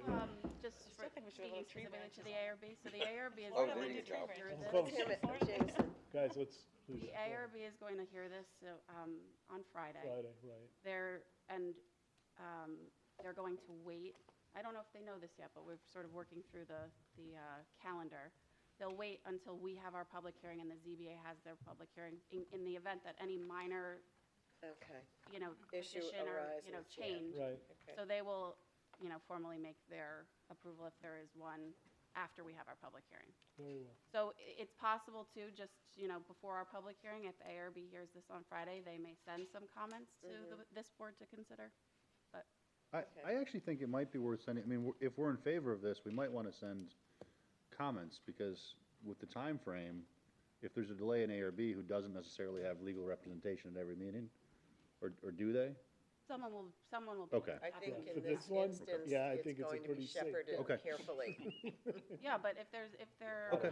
positive. I just think if we have strong positive opinions, I've heard in the past that when we're silent, they don't. No, really it know what we helps, yeah, think. it helps us to say So if we're in something favor rather of it, than and nothing. I also am, we might, I mean, of course, they should follow their own standards as always, but as a planning board, we support the application, just so they know that. I don't have a problem with that. Does anyone No, not at Anyone all. object to that? You All right, okay, so you can Randy? send a comment to the ARB, ZB, well, both. Both, sure. The ARB Yeah. and ZBA that we support the application. And, Yeah. as of now. So, And then we'd like to Um, schedule it for a And public let's hearing, schedule it for a right? public Yeah. hearing. Is everybody in agreement with that? Any issues on that? Yep. All right, February 5th, I guess, is, So we have a resolution, right, for a public do we hearing? have, did you Did guys? we? Did we get one? Don't you love efficiency? Oh, you know my what? Look at goodness this here. gracious, How about that? Did we? Yeah, we did. And actually, telling Sharon, you I what. think that I got Oh. 2 extra ones. I think yeah. Oh, the, Might as well just do it, so these Yeah, people. don't have to- Sharon I have Montauk Community. and Lou. Lou, One is- somehow I ended up with yours. But I would be reading the resolution for the Yeah. singular wireless. Here we go, I got it. I have Got it? Montauk. And now the application in the singular wireless Northwest Fire Station Site Plan Special Permit Personal Wireless Service Facility, Suffolk County Tax Map Number 300-135-2-15.2, 19, and 34.2, to schedule a public hearing to be held at Town Hall, 159 Panago Road, East Hampton, on Wednesday, February 5th, 2020, at 7 p.m., or as soon thereafter as this matter may be heard. I've read the resolution and move for its adoption. Second. All those in favor? Aye. Any opposed? Passed and carried. Okay. Okay. Dun, dun, dun, See dun, ya on, dun, dun. see ya on February Thank you, 5th. Kelly. Put it in the book. Oh, my goodness. Where are we on this Okay, agenda? so now we are, Not very far. no, we're not, but we are moving along. So, Springs Fireplace Road Car Wash. Okay, they amended the plan to reflect the 10-foot required setback. We spoke with Kim Shaw. She reiterated that it's a closed system. They have submitted an application, the water system. They have submitted an application to the Health Department. Office of Wastewater Management will receive that and refer to pollution control. They don't do environmental review. They just check design and permitting. So that's a key point. So they previously said that they lose 16% of the water when they wash a car. Most of that water is lost due to evaporation. However, there should be runoff from the cars, water that's just, in the door wells and things of that sort. So we would recommend that at some point, either as a revision or a condition of approval, that you probably only need one catch basin and dry well, but to be where the cars exit the car wash to handle control of that runoff. So, it looks like it's otherwise complete. You might want to discuss if there's any additional information you need. But it looks like it's ready to go to a public hearing. Very good, thank you. Any other questions for Eric? Okay, in that case, does the applicant wish to be heard?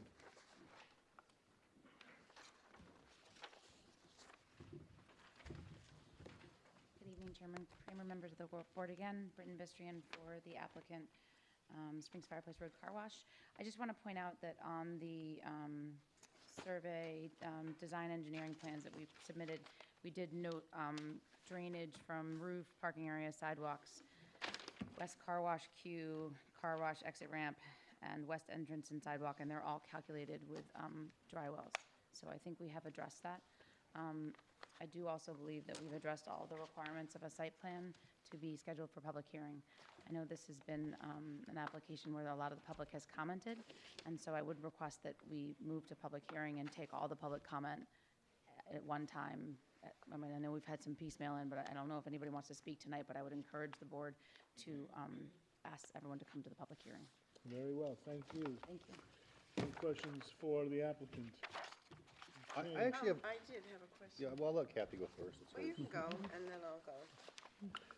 My only question is something that came up, or, you know, I brought up many sessions ago in this application, with respect to access. Right now, there's an entrance and an exit that match up with the dump entrance and exits. And my concern was then and remains, if somebody goes to the dump, the applicant has said they anticipate people going to the dump and doing a car wash sort of in the same trip, which by the current design would require you to go out onto Springs Fireplace Road and come back in. Is there a way to make the Ohio, I believe that's the northern road, the exit road, an entrance there? So if somebody did go to the dump, they could access the car wash without going onto Springs Fireplace? It looked like there was room for that. Maybe that's not an idea that has support, but I just want to throw it out there as, you know, something that maybe we could think about. I don't think that we have specifically prohibited that from occurring. I don't think you have either. This is the width, this is the acceptable width for a passing car, so nothing says that you couldn't come in that way.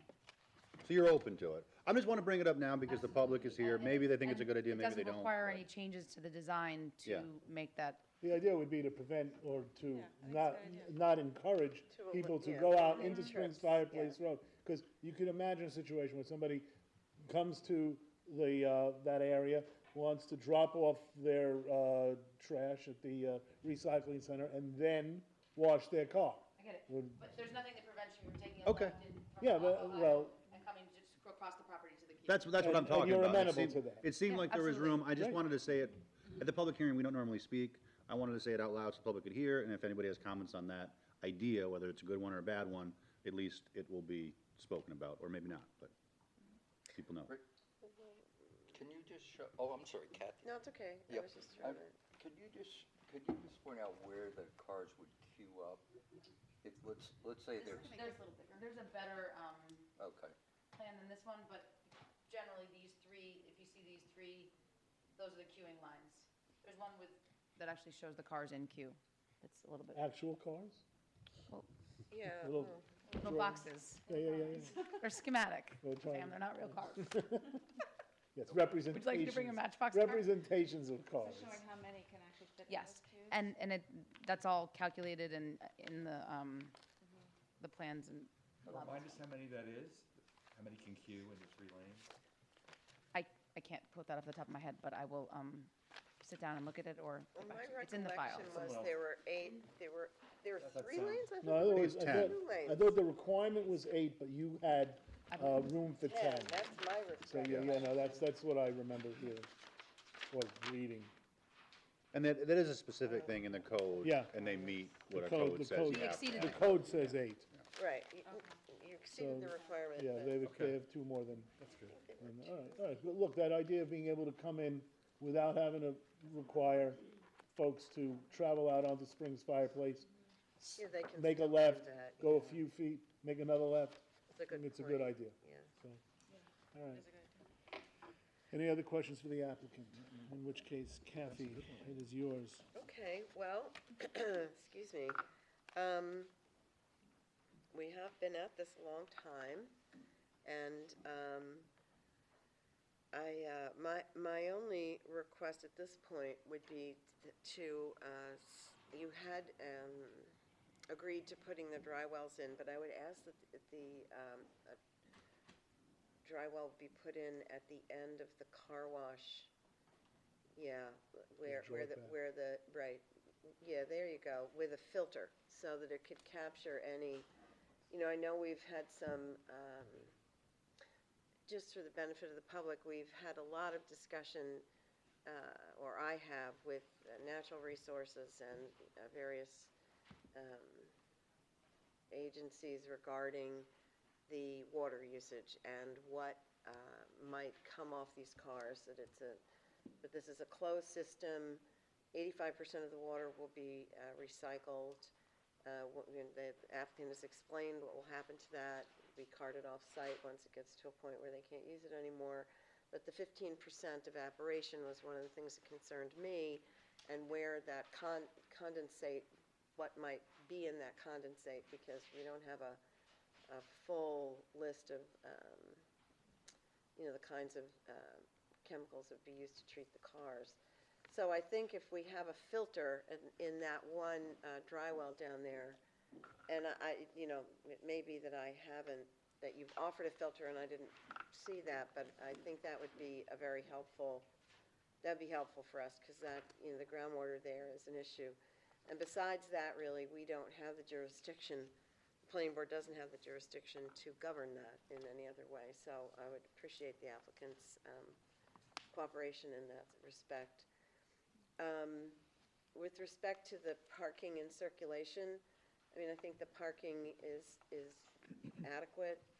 I do have concerns about the circulation, especially coming in off Merrill, and, in conjunction with the access to the recycling center there. I've really racked my brain about this and talked to everyone I can think of to see of ways that, we might be able to anticipate what a problem might be in terms of if there's any spillover onto Maryland. But because I use the dump myself, I cart my own trash, and every time I go in there, I look back. If there's a day when there's a landscaper with a trailer and the line gets kind of long and you're waiting in line, and I would always look over and think, okay, this is about where the car wash would be.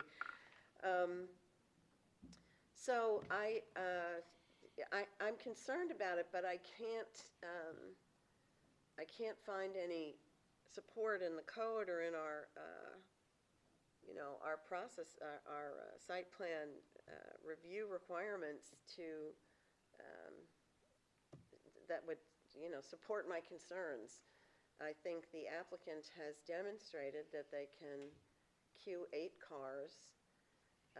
I think the only thing I might ask is if they become wildly successful, that they, on a hot summer day, if people are there and it gets to be crowded, we might be able to craft some sort of agreement with them that they could put, direct the traffic so it does not queue on Maryland.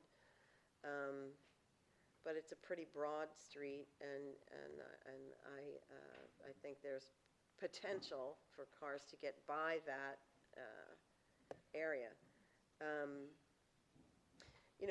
just want to say that I recognize for the community, for the Springs community, and a lot of people who have been, sending letters and so forth, that this is not what they want to see happen here. I get that.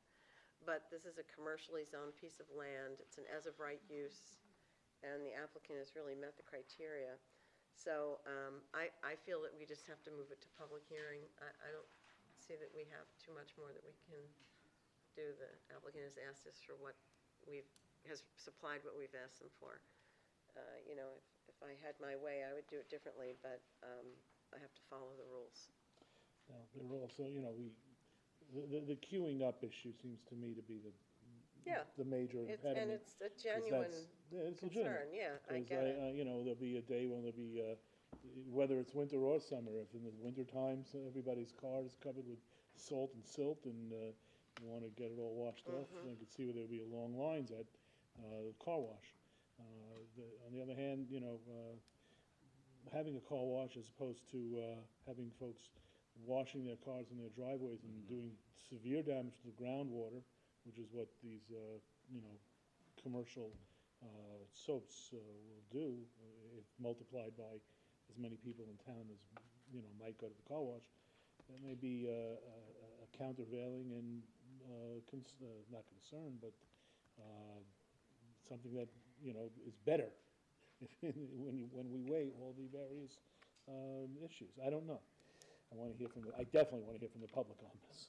So Yeah, me I too. think moving it to public hearing is beneficial for everybody, because it is, I can say this, there are few applications that we have before us that I think have issues that speak for and against it so strongly and so divisively.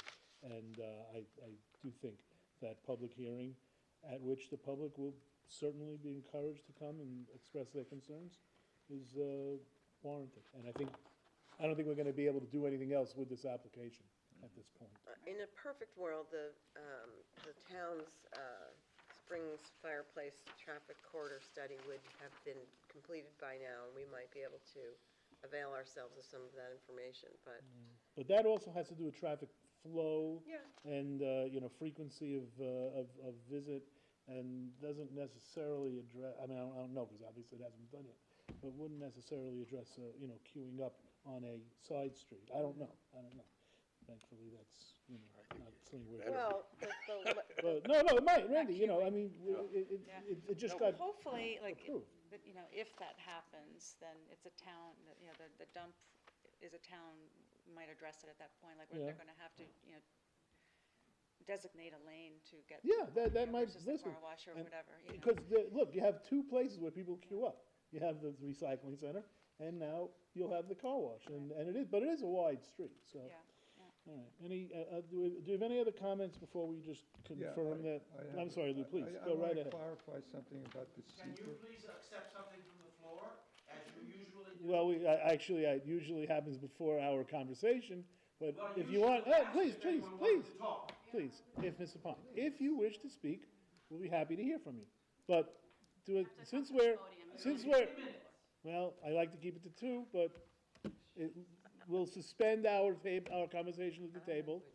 What? I would follow our protocol. I mean, we're happy to hear from Mr. Pine after we hear from our board We members. usually do it before we talk. Well, That's the way we've all been right. doing. All right, you know what?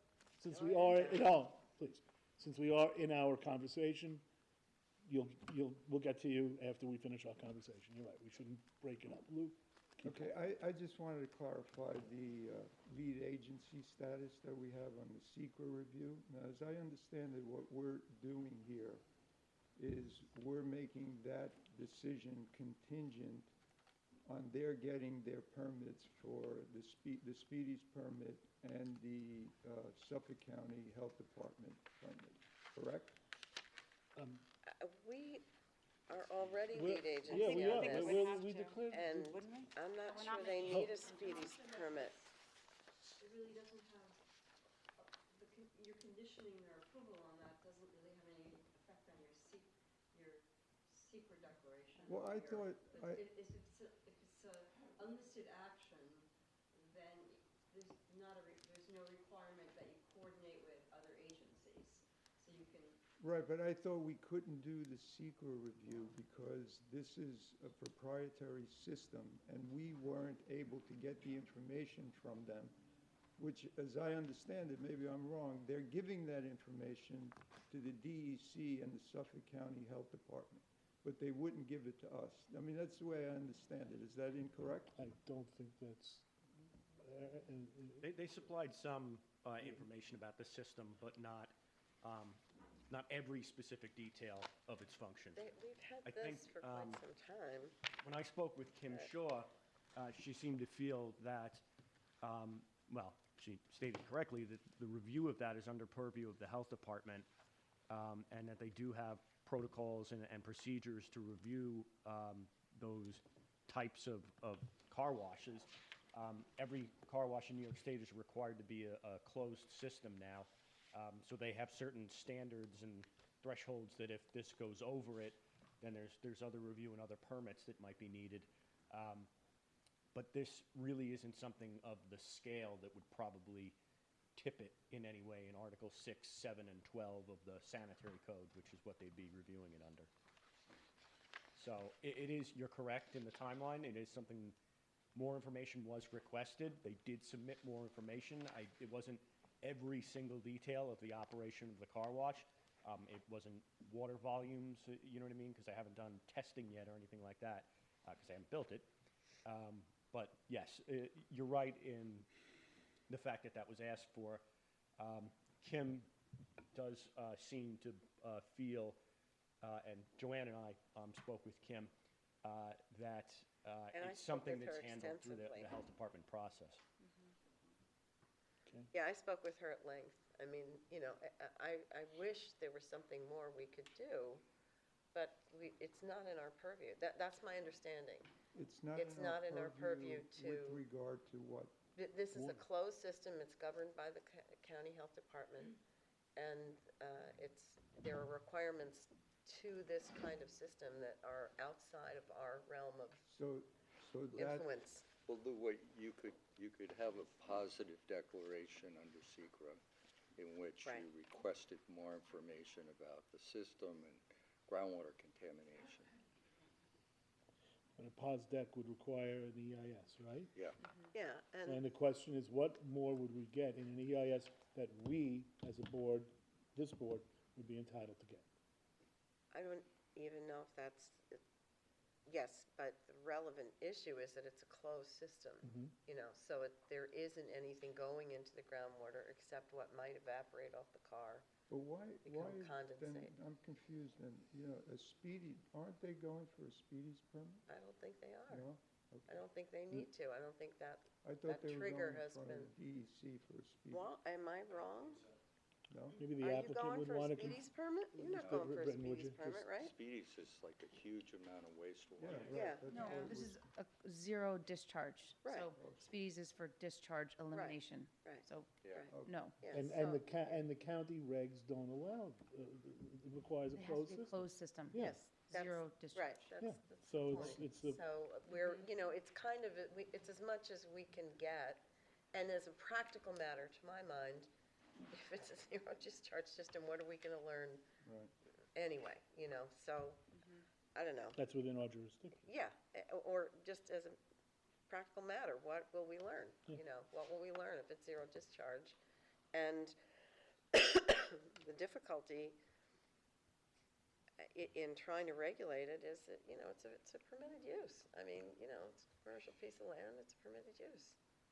So we're moving to public hearing. But we want to hear Let's from let Mr. the folks, Pine, yeah, I think, okay. right, unless somebody else has something to say. Should we go around the finish, anybody else? Is there any, yeah, that's the next thing. Anyone else have anything before? I would just say that I support going to public hearing. I do think the application is complete. Obviously, I expect there to be a lot of public comments, and I look forward to hearing anything that would, you know, enlighten us on our decision. With that, as I was saying, as I've said before, bear in mind, this is a work session, not a public hearing, and you'll soon enough have your opportunity at a public hearing.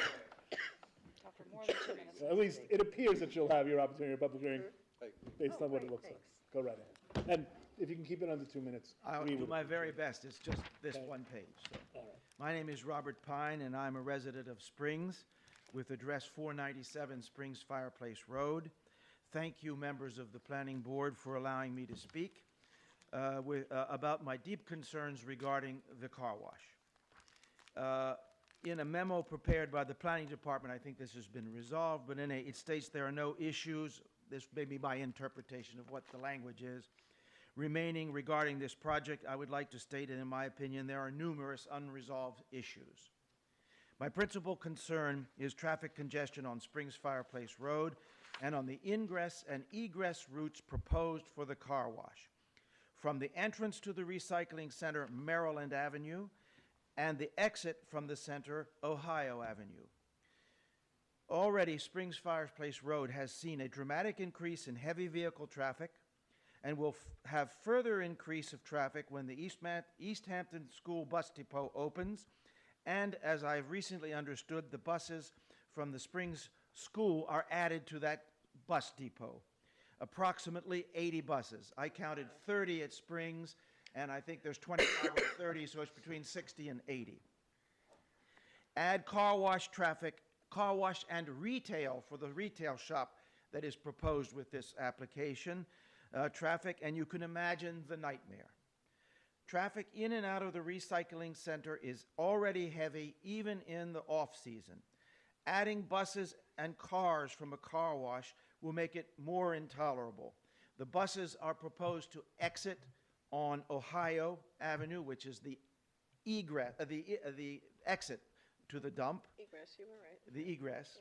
Yeah. And with this, the entrance, the ingress, is to be the cars for the car wash.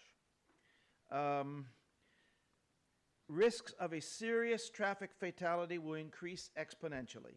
The town recognized this when the proposed 224-228 tree service project was stopped and forced to submit an application to the planning board.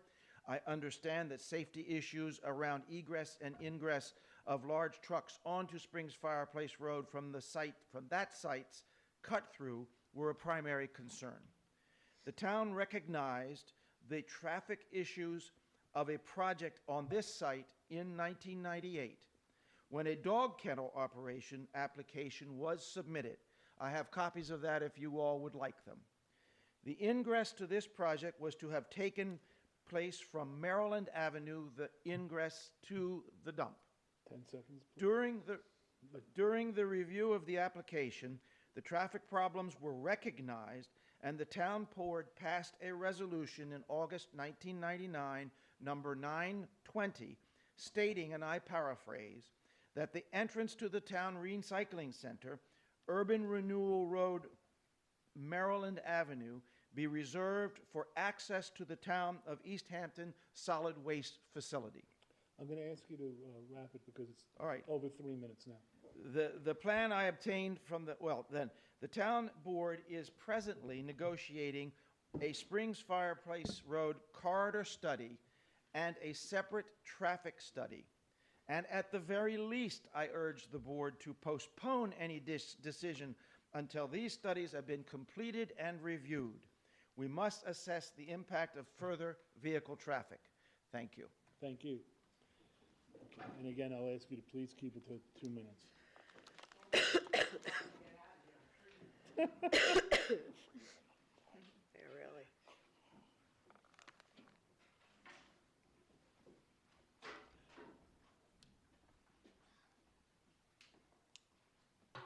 Hello, nice to see you guys.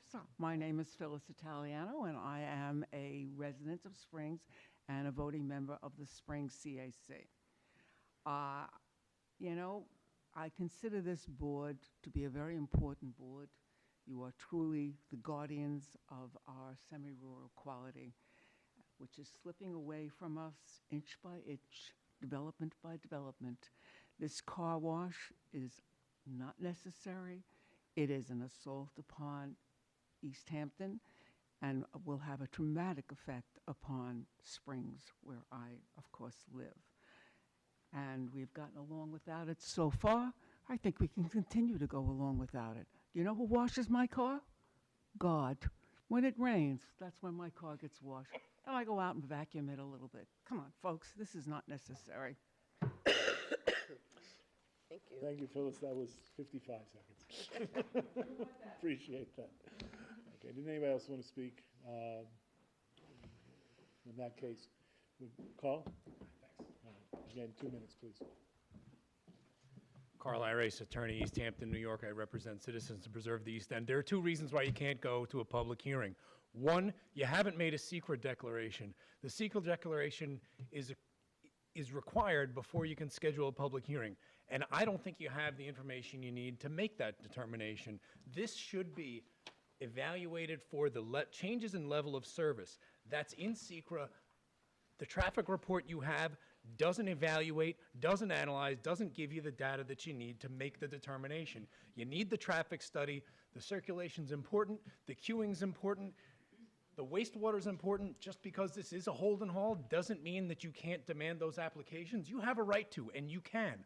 But number one, you can't make that determination for SECRA without evaluating level of service. I bet this is a type 1. I bet if you have the right data, You'll see it, the car wash provided it, you can get the same data for, not the car wash, the bus depot provided it, you can get the same thing here. And also, yes, there is a town board resolution, it's, and a related planning board resolution that reserves the use of Maryland Avenue for recycling center use. This was adopted to ensure the public access to the dump was permanent because the town had closed the dump access point on Accabonac Road. When a site plan application for the dog kennel was proposed, the planning board recognized the need to keep the public use of this road unimpeded. There's a town board resolution, there's a planning board resolution. I mean, you'd need town board approval to use this for anything but the dump use. And I can go on. There was a letter that I submitted May 14th, 2019 with 21 concerns. Those are still unaddressed. Take a look. An example is the unreconciled tunnel lengths, which I put a more recent letter in pertaining to. You know, you don't know what's before you. You haven't been told. It's inconsistent. You can't proceed until you know what you're talking about, until you know what's before you. And the public has a right to know, too. Thanks very much. Okay. So, we were just about to address the possibility of a public hearing. Kathy, I'll turn it back over Well, to you. I'd like to discuss with Eric and council on this issue about Maryland Avenue. What is the, can you clarify these? Well, it's more of a legal question, but this was brought up, and I spoke to John Jelnicki about it, I think, a year ago, or maybe more than that. And I know at the time he was not of the opinion that that handcuffed this application. If I remember correctly, it was centered around the fact that that resolution was missing the word only. It didn't say that Maryland Avenue is only reserved for the landfill. It said Maryland Avenue is reserved for the landfill, but I'll leave an interpretation of a resolution to council. Which unfortunately, I don't have that Yeah, this was- resolution. Okay. I would love it, thank you. And then I'll take it back to my office and I will review it. I could give you a lot more there's other things, but that's the final one. I would just remind any members of the public that, when we have a public hearing, and after all the members of the public have spoken and the public hearing is closed, we don't take more documentation. So, word to those who would want to give us additional documentation, get it in before the public hearing so that you don't have to worry about us not having it when the thing comes up for our final approval. And this might be in the file if this was discussed with John over a year ago. It's just I didn't have it in front of me. Yeah, so no, I know. I'm not comfortable. I'm not, and I don't have the file, which I know is substantial, Yeah. here in front of me, and and if I did, I wouldn't spend my time thumbing through for it. Well, So, I mean, one of the things that, that I remember just from, all the time we've spent on this is John saying that they did have a right to use that road, but if that's still a question, then I would like, I'd feel much better if we had a legal opinion from our council, from our. Yeah, if I'm remembering correctly, we don't have anything in writing from town council. I think it was just something that was brought up in a meeting, and John looked at it and said, if I'm remembering correctly, he said that it wasn't an issue for what they're proposing as far as their ingress, but, maybe we'll just get something in writing from the town attorney's office. What's your thinking about the secret declaration? We haven't made one on this? We have not yet. And Most of the time, we do secra before the public hearing. I don't know that legally that you have to. That's, again, something I'll leave to attorneys to say what the law says. And I know that we have had applications where we haven't done that, where we haven't done the secra first, particularly contentious ones. I kind of wanted to see what was submitted by the public. We already have a lot of stuff, but what also comes up at the public hearing, and I felt that the board wanted to see that as well before feeling confident to make a negative declaration if it does get to that, or, an environmental impact statement. So my understanding of it is that we don't have to do it immediately, and I think given the contentious nature of the application, it's probably best to hear from the public and collect all the information that they submit with the hearing That's my feeling, before yeah. doing it. And then make a determination. Yes, as to yeah, you see. would have to. If we can, I mean, it's a little unusual, but it's not, if it's legit, we should, I think that's the better way to go. That was my understanding of this. Yeah. Because we've discussed this already, Yeah, I this believe so. point. And we're okay with moving forward to the public hearing if the board was okay with it. Yeah. This access being reserved solely, that's new on my radar. Well, but- that's just a matter of That is- interpreting what the resolution Right, and I don't said. think that would be necessarily holding it up either. If, I don't want to get ahead of ourselves, but if this were something that this current town board wanted to clarify the language of this resolution moving forward to address that, we could equally go that route and getting a new resolution if that's what was necessary. It also seems to me that if you're going to say that Maryland Avenue is exclusive, then that's something that's going to be pretty clear in the resolution. It's going to have the word only, it's going to have the word exclusively, it's going to have something that a plain language reading of the resolution would, anyone could see that that was the intention.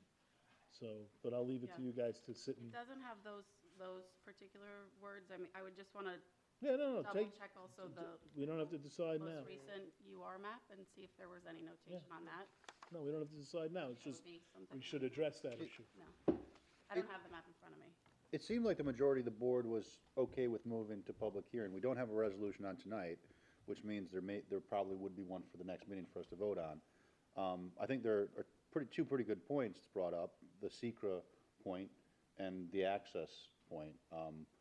There'd probably be time to get an official opinion without putting James on the spot right now, I don't wanna do that. before we vote on, the resolution, to make sure that we're moving forward legally and appropriately. Yeah, I agree with that. So, Well, by next week. I still stand that, I think it can go to public hearing, provided we get confirmation from council that, I'm okay with that, but I'm inclined to pause deck this on the issue of traffic circulation. I think at some point we have to stop approving more development in the corridor until we have the results of the study we've requested. Yeah, no, there is something to be said for that, and, I mean, I wouldn't want a timing issue, which is really what we're talking about here, that the corridor study is only now coming up, and this application has been traveling along, and I wouldn't want a bad result for the public, for the traffic, to come about because we're on two separate timeframes. And On the other hand, I don't know if, I think we've already approved the traffic study. I think that was put in. I believe that the board did. I mean, we can look at the record and see. But, and if we have, then that might, We certainly urge them to expedite it for, Sam means the traffic No, study one that this that they applicant. submitted. yeah, that they submitted. The applicant submitted a traffic study. Not the If I traffic have a study few that- seconds, you can commission your own. You have the right to right. demand that. All right, Carl, Randy, come on. Randy, to that point, I think, I thought about what you're saying too, and I think that if we did that, if we stopped moving, processing applications, that's a de facto moratorium. Yeah. Which may or may not be the right thing to do, but I don't think it's our call. So I think, there'd be a good argument maybe to go to the town board and call for moratorium, Well- in this area, but I don't think that we can just well, no, stop. but on- what we can do is we can say that the secra filing is incomplete until we have that report, within reason. But We can't say the problem is that We don't know there when is an already approved traffic study already approved. by us. We accepted. We accepted the it. traffic The- study. the other applicant Months site-specific. ago. submitted. Months ago. They provided one. It was, all right, well, please, members of the public, Well, I don't know what that means, we accepted a I traffic. think it means that they submitted a traffic study and we said, we okay, we said, yeah, accept. it works. Yeah, but I don't think it means that we found under secra that we had everything we needed as far as traffic circulation. Well, then, And look, let's do this. Let's schedule it for let's tell the department and our staff that we need the resolution for next week, or the next available meeting. And we'll have, at that time, we'll have a discussion which can include this issue, the secret, you know, the traffic study / secret issue, the Maryland Avenue, if that's his avenue, issue, and was there a third, or did I just conflate two into one? those are the two. Okay, I mean, so, I have a question for council, is that if we schedule a public hearing, do we set a time clock in motion? Once the hearing, once the hearing happens, and if it's closed, that yeah, it's the closing of the hearing. closing of the hearing. What if we were to make a positive declaration after the hearing is closed? You probably would want to keep the hearing opened. Yeah, Which you- or do the secret before we schedule the hearing, right? Either one, Either one. yeah. What you don't want to do is set the time clock. We shouldn't close the public hearing until we're Yeah, sure that yeah, we until don't we want know to what's pause up. second. Yeah. All right, so let's, So we should be careful there. I mean, So- this is, I think, why we tend to do secret before we notice. a public Right. hearing. all right, so can we get next for the, when we're gonna have the discussion on scheduling the public hearing, which I guess is gonna be the next time we're together. Will you guys be able to get that, it's not a big deal to put together that resolution. So we'll have it on the agenda. And you'll have some answers for us, All right, yeah, and we John can, is, proceed. opining as we speak. Yeah, well, that may be, Via you know, text. Can we, Channel 22. can we ask the planning department to find out the status of the corridor study for us? There's a kickoff, we're having a conference call about it tomorrow, there's a kickoff in February to begin study.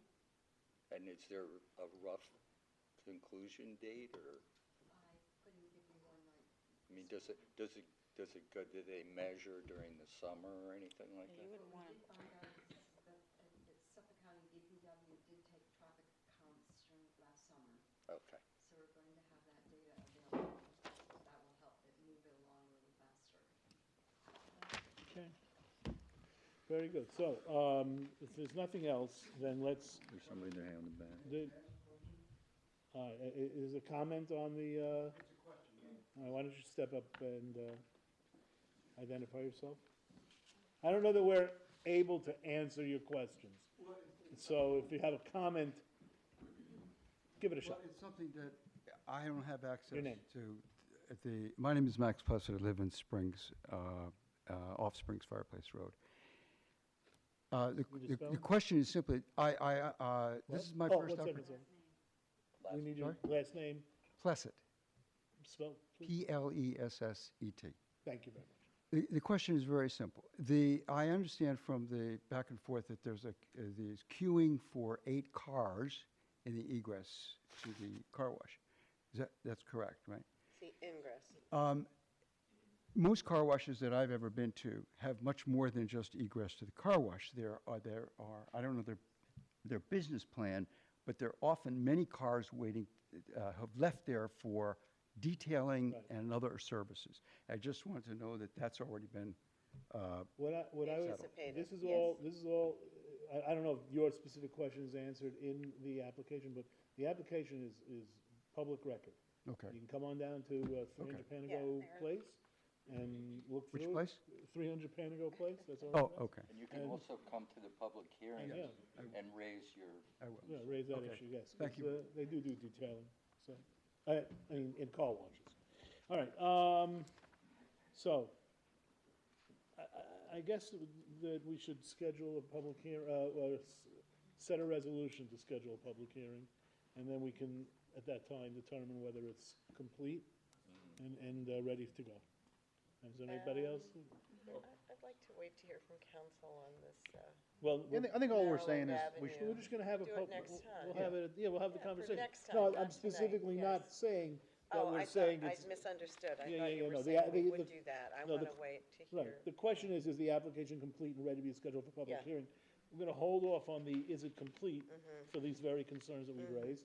But in order to, I hate this phrase, tee that up, so we can have it, we can have the resolution available, and we'll discuss it next week, and presumably come to an answer as to whether it's complete. All right? Very well.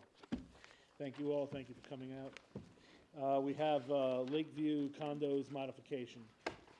Joanne is yours. Why don't you give it to the record? Why don't you give it to the planning board?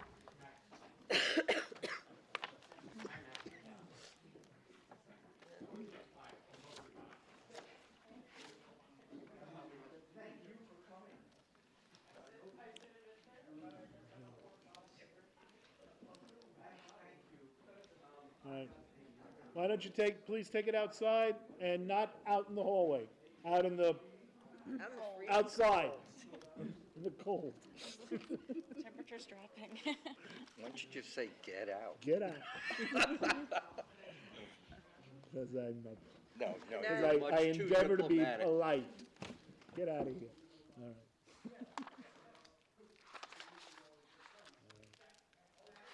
Oh, my goodness. Now somebody go out there and tell them. All right, okay, this is the, is Drew here? Drew isn't even here, is No. he?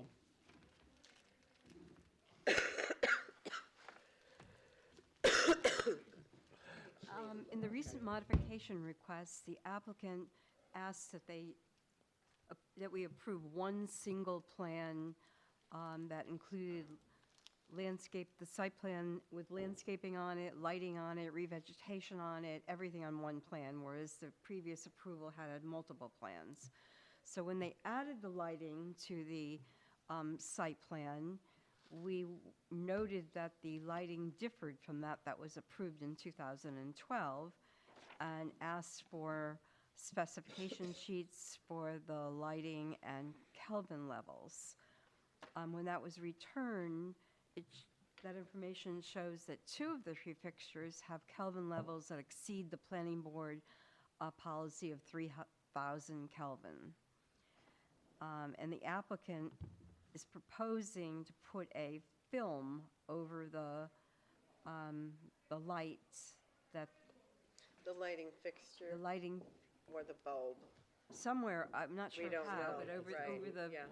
the glass that goes over the light, that would reduce the Kelvin level from 5,000 to 3,000. The planning department is not generally in favor of this kind of retrofit. It's hard to ensure that it's carried forward in the future. We'd rather see that they provide bulbs with the correct levels to start with.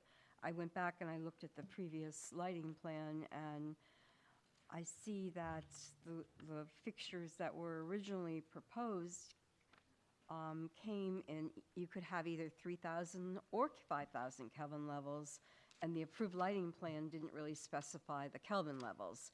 That's why sometimes we try to be sticklers about trying to get every detail on the plan we approve, because going forward, there's confusion afterwards. So it didn't really specify which Kelvin level was being approved. The lighting fixtures have been installed. Generally, in some cases, a fixture can be changed. The bulbs can be changed from one Kelvin level to another, and in some cases, I'm not sure that they can be. So we don't have that information about these fixtures. Neither do we have any information about the filter that's being proposed, other than we got an invoice that shows that this Roscolox sheet was delivered, and how much it cost. And it indicates on the invoice sheet that it converts from 5,000 to 2,700. But we don't have any more data about that from the applicant. So How at much this did it cost, Joanne?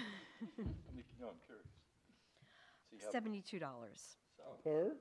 $72. no, for all of it, right? Yeah, for a Fixture 20 and by the bulb. 24 foot, 20 inch by 24 inch sheet. And they got 6 of them. So it's pretty, And they were $12 each, so it came to $72. it's inexpensive. So I think I would recommend that the applicant at least submit information about why it is that these I did try to do some research online, and I see that the fixture that they're proposing comes in a slight variation that does provide 3,000 Kelvin, but I'm not sure how interchangeable they are. So I think that the applicant really needs to give us an explanation why they can't give us a bulb, easily make these, retrofit the fixtures to provide for a 3,000 Kelvin level. Is it 3,000 or 2,700? Well, Because in the memo here says 20, well, complies with 2,700 is, the temperature. that may be what's in our policy, but we've been allowing up to We've 3,000. been accepting yeah. 3,000, okay. So, and 3,000 is what most of the fixtures come in, so. At this point, without more information about the filter itself and why they are not able to retrofit this with the correct bulb, Planning Department's not recommending approval of this proposal. Joanne, is it the fixture or the bulb? So is it possible for them to have a fixture that accepts both 3,000 and 5,000? To accept the bulb, I have seen it appears And to that me. would be acceptable to you if they had that kind of fixture, but had a 3,000? Yeah, the fixture is fine, it's the bulb that has the Kelvin level. Right. So, I'm not So sure. your concern is that if they have a 5,000 Kelvin bulb, and they put a film over that bulb to make it 3,000, your concern is that it's harder to check whether or not they're in compliance. Exactly, and harder for anyone going forward to know why that filter's Sort of there, or. jerry-rigged, yeah, Who's gonna, you gonna go inspect it, or yeah. how long does it last? Do you have to replace it? Right. Yeah, makes sense. The applicant, any other questions for Joanne on this? No, thanks. Okay, the applicant's not here, it's Battling here for Drew, me? right? No, you're here for, I You're know not what here- you're not here for for. that. Yeah, no, yeah, I know. All right, Lou, is it yours? Yeah, no, I mean, I have nothing else to add. Like I said, it makes sense. So I think Joanne's right. And I think they should be forced to get the right bulbs and not substitute the filter. Unless they can demonstrate that that would cause them to have to take down the whole pole and the fixture and replace the whole, and There might be a practical Yeah, there reason may be a that makes sense, and so I think we need. we don't know what it is, right? It'd be nice to Yeah, know. more information. You need to come here and tell us. Yeah, right, okay. All right, so you'll get in touch with the applicant and Yes. get them to straighten it out. All right, very well. You know what, no other questions, right, for Joanne on this? Okay, very good. Okay, we are done with the work session. We're going to go on to, we have a board of review, but we can hold off on that. I want to get going on the below-the-bridge industrial, we're not going to hold off for the whole, we'll do it at the end of the meeting, because it won't take that long. But I do want to spend some time on the below-the-bridge industrial park site plan, special permit approval language. I know that, Randy, you've marked it up a little bit, and I think we should, the applicant is here also, I guess, to hear what we have to say. Am I right on? Thank you. So Kathy, you want to, since it is yours, Well, how do you want to handle it? You want- I thought we would just have a discussion about the, basically the conditions of conditions of the- approval that were meant to guide the covenants and restrictions which the applicant has agreed to.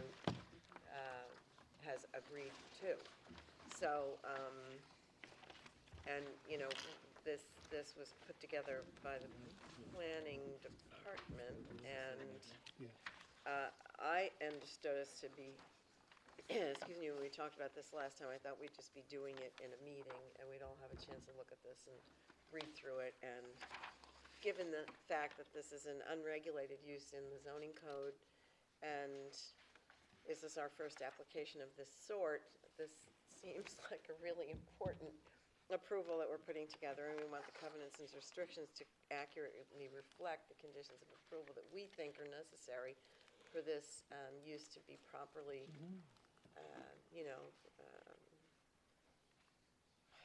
to operate properly without having a terrific impact on the rest of the community. So, and Randy has taken time, and now I don't know which is which, I have two of them here. There were a couple of things, excuse me, I think primarily in the conditions of approval that we wanted to edit,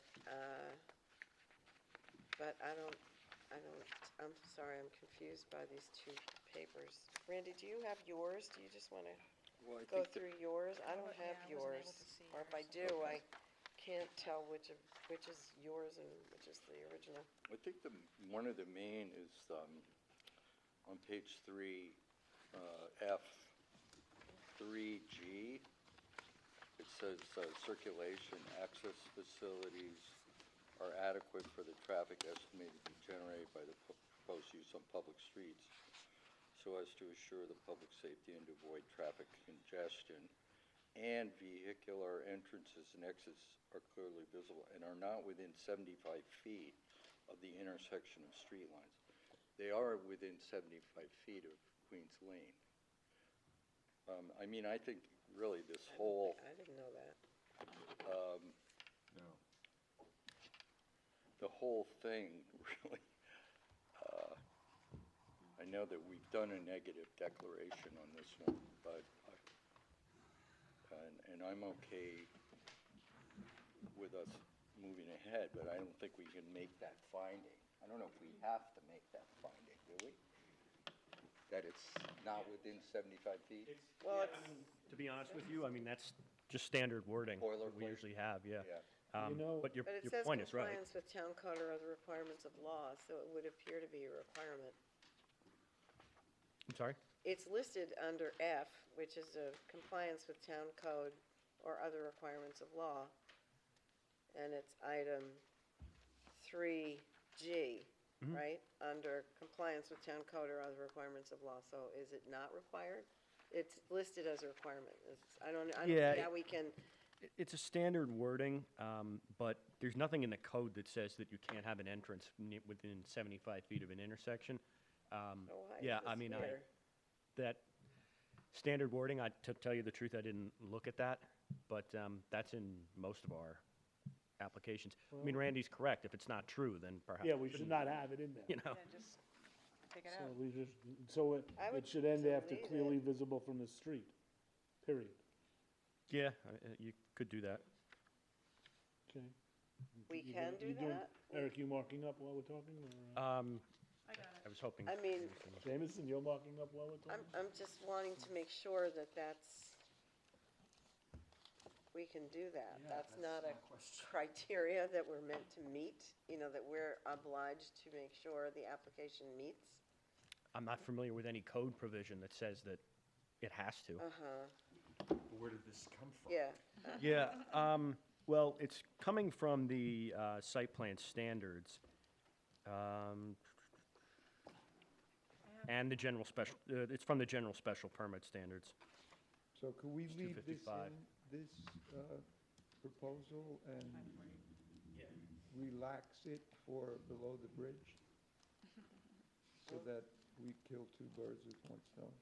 Leave the wording as is, but then have a provision that we're relaxing this requirement? Yeah, that's taken.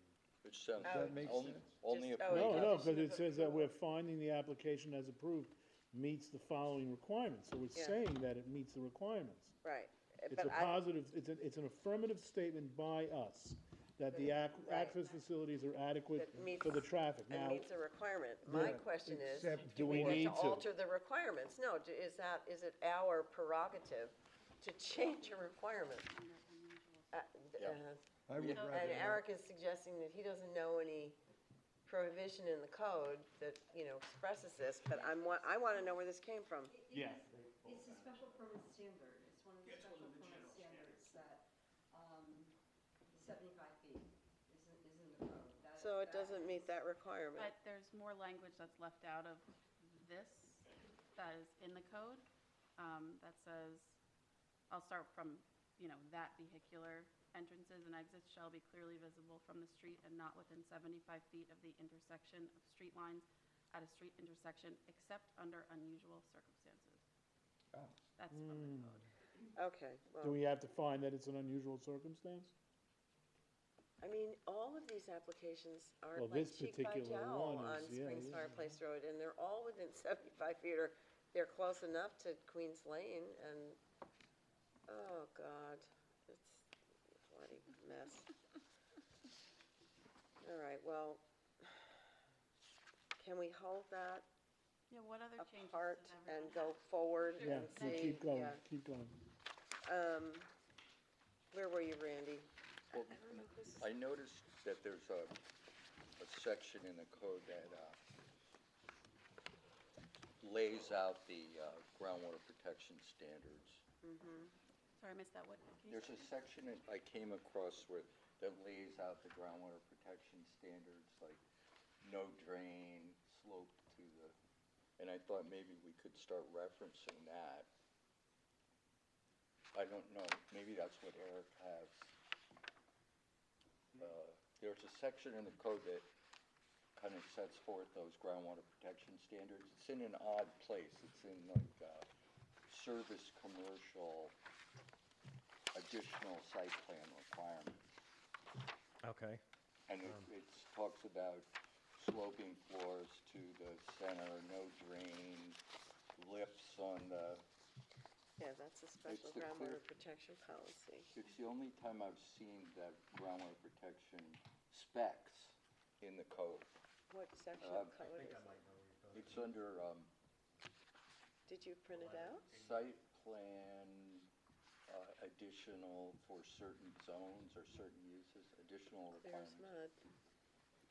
Well, on page 6, 310 refers to that type of thing, I think. Maybe we just add language to say must comply with town's Yeah, groundwater. that's what I was thinking, just in general, Yeah. we have this code section. Yeah. It basically says it, but not in that same word, and you're right, Randy, that would be the best way to tie it to our actual standards. The other- 310, the storage bin. Was that? Yeah. Talks about utilizing containing Additional spills. requirements in service commercial. Yeah, See it that? doesn't have it. Okay, so I'll have to find, Yeah, it doesn't mention the groundwater protection policy. No, it doesn't, but I think that what they're trying to get at there is, Ian's saying that paragraph might be a good placement. Right. for this That's the reference of point, this yes. yeah. Yeah, is that's there the a, point. is that site plan? Is there, yeah, additional rules. No, I don't think that's it, I think it's under site plan. We Anyway, were I really don't wanna- specific about the groundwater protection policy all along. I'm surprised this language didn't make it in here. Well, I mean, the weird language here, and this is another thing that probably has to be changed, found acceptable by the town engineer. Well, we don't have a town engineer anymore. Exactly. And he would So- then refer back to the Yeah. groundwater protection standards. but- Right, but we have to be more specific Yeah, we here. probably can't And we use- should have been anyway. No. Tom can't be our fallback anymore. Right, we probably should not refer to the town engineer since they don't. Well, think we should delete but the town matters are engineer. going to go to an engineer, it's just a question of, it's not Tom. Yeah, but we don't know what the mechanism is now to direct those Yeah, questions well- and to be guided by an engineering firm. But you know what, then maybe by an approved engineer, or an engineer that is approved by the town, but there Okay. should be an engineer, not us, But it's, there who it's just says that it works. service district. Well, then we should Which district? specifically identify an engineer And- familiar with the town's Well- groundwater protection policy. Well, no, then we're telling the town board who to hire. It seems to me if we reference the code section specifically there, we That get, should be sufficient. yeah, we get the agree. best. And Eric pulled up the code section, so I have it noted. Great. 212A. It's an Yeah, eye but who's the one test. who's deciding that? Oh, Well, here it lists a bunch of people, and Yeah, there the isn't, town building there department. is an or in there. All I'm suggesting is that Oh, maybe you're the right, it is wording an of or. town Yeah, engineer yeah. is. Well, No, you're right. I mean, there think we is have no to- official town engineer anymore, but the town, I presume, is going to have some engineering function, Yeah. some body, some entity, some Well, engineering firm. I heard, right? I heard they're I gonna be don't know. hiring, I don't like, know. Things to be, from the outside. Yeah, that's what I heard. Yeah. Then just say consultant engineer. Fine, Well, consulting engineers. I'm not so worried is- about that if the others. I'm not, I just want fine. I It's just the want the groundwater protection Yeah. policy in code section The and reason the I'm concerned, it's a mechanical thing. standards. It's a mechanical thing, and I think it's appropriate for an engineer to weigh in on it. Now, but you're right, it does say or local fire department of jurisdiction, so it's, I guess theoretically, the town Yeah, office any of of fire prevention could rule on this, Well, but that's they're also the ones totally that'll make inappropriate. well, they're gonna make the inspections, they're Yeah, the but ones I'm talking about the engineer, shall be designed to contain spills. I'm with you, I think it should say consulting engineer, Contain. but I think that we have to very specifically include the groundwater protection policy standards yeah, reflected, all of that. and, it, All you of know, Yeah. Consulting Did engineers. you get that section? Or it's gone, Eric's Jameson got has it, it, but yeah. they're gonna rewrite this. Right. And then, what, you had something else, Randy, that I thought was important under, Splitting, Oh, yeah. splitting the two. You Oh, this wanted- goes, thank you for reminding me. I thought in reading through this, and it may be too late, that it would be much more legible, or much more understandable if we had two approvals here. One for the wholesale business, which has its own set of conditions, its own drawings, its own conditions, and the parking lot. Problem is, it's one application. Yeah, but that's sort of odd. that- Well, yeah, Well, but that's the way it's presented. You could have a section. puzzling over this. Maybe we could just divide it in the resolution, Yeah. just, But there aren't that many references to the Yeah, Lou's right. wholesale Very few. lot. In I fact, mean, most it's not of as this though is, it's, yeah. there's a lot of stuff that's mixed together. There's only a few references to that other lot. We need the conditions on, relating to the parking lot because it's never been done before. So we need to create a frame Yeah. for how it's gonna operate. Well- There are plenty of places that do wholesale building material sales in this town. yeah. Right, well, under disposition of application on page 4, it says description of approved work. Nature of approved use, wholesale business and non-nuisance industry. So those are the two, those Yeah, are there the isn't too two many. uses in the code that the resolution breaks them up. Non-nuisance industries, the parking lot. Yeah, And I also thought for the building department and future boards, if they go to get a building permit for various structures in here, this is what the building department's gonna get. They're gonna get this one resolution that puts all the drawings, all the uses, everything in this one thing.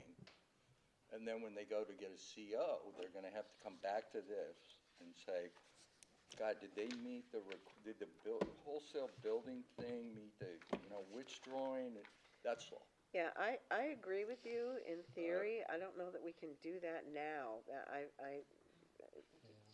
you want to weigh in on that, James? And I think Lou's right, though, there are the specific places, like in section 3.11, where, lot 2 is specifically identified, and then in section 3.9 and 3.10 where it's not. I think that it's not so tangled up that we need to break the thing up. It's just a question of I think it's- overdoing it. Yeah, I think it's a clean, organized type idea, but practically speaking, in this case, I don't think it's worth doing. I did speak to, I saw Randy's email. Of course, you sent it while we were already at pre-meeting, and then, Sorry. that's okay, but I got to it. And I spoke to Ann Glennon about your concern. It wasn't as serious of a concern for her from a code perspective. Like, this is okay, and this is how the applicant presented the application as one whole concept, and it's possible it may hold them up in getting the CO because it's one approval. Like, if the pens are ready, but that building is not built, they're not going to be able to get their CO. that's really Yeah. sort of the impact is on them. But they chose this route. She said she is okay. She has done building permits and COs like this before. She does rely on this approval being clear and also the site plan itself. What she would basically do is look at the different tax map numbers and what is being, what the permit is for on each lot, because additionally, it appears that the owners are different, but that's something that she can handle, as long as their plans are clear, which they are, and she would have us, if she had any, she would have us to ask questions too if she needed to, but it's not something that, is impossible to do or has never been done. Well, I mean, do you think that redrafting would be a good idea or not? Not worth it? Probably not to the extent that you're suggesting, parsing it out completely, but with her in mind, I will definitely take another look at it and make sure that it, especially the plan, she really just needs the plans, she look at the plans, see the site, the tax map number, who's the owner of this lot, how many pens are technically on this lot, and it would be the applicant, how they're gonna wade through that paperwork process. Are they gonna do it all under the agent of the applicant, or is the owners, are they each going to apply on their own lot? But they are all gonna have to be considered as in the totality to get the CO. And- Because of this approval. And Randy, I'm not sure we could give 2 approvals for a single application. That's my And we Yeah, cer- that's the and we, problem. and we certainly want this to be a single application, because otherwise it'd be segmentation. I was gonna say, there would be a benefit, actually, in my opinion, to the planning board being able to look at this as a whole. I think you would have had, issues with the applicant if they brought each We would. property It's to you clear in segmentation. piecemeal and having, multiple approvals out there. Yeah, I agree. Separately I could owned, see though, I 2 mean. applications from the start here. But that's not how they did it. Yeah, it's Yeah, I not how know. they did it.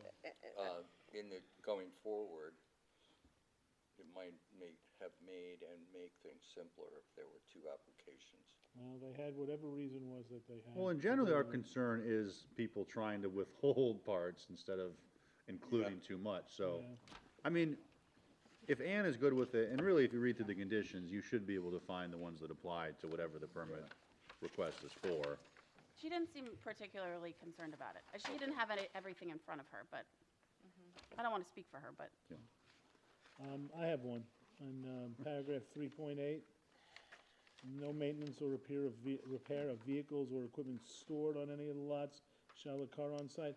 I also think it should say stored or parked. where are you? Number 3.8, Page 6 at the 6, very very top. top. Why are there 3.8? You know, there's another 3.8 at the bottom. Oh, there's Look the at other. that, 7. Oh, yeah. look at that there. Well, somebody hasn't Oh, my How got many their syllables is this? I didn't catch that. numbering right. So that should be 13 and That should be 13 and 14. 14. But the Got that. first 3.8. Yep. We don't use 13, it's a bad luck. Okay, great. Sam, say that again? No. I think that the word "or parked" should be, Stored or parked, Put yeah, into which that means, yeah, sentence. that's a good idea. because I don't want to have a distinction between, somebody who brings a vehicle in for the day and somebody who keeps a vehicle there on a long-term basis. Either way, you bring a car in there, you do not change the oil. What if you stripped it down even more, Sam? No maintenance or repair of vehicles or equipment shall occur on site. I like that. Yeah. I like that. That's good. I like that even better. It's better, Good. less is more. Good. Less is definitely more there. I should have said this earlier too, by the way, so Madeline is here as representative of the applicant. I gave her a copy of this draft too.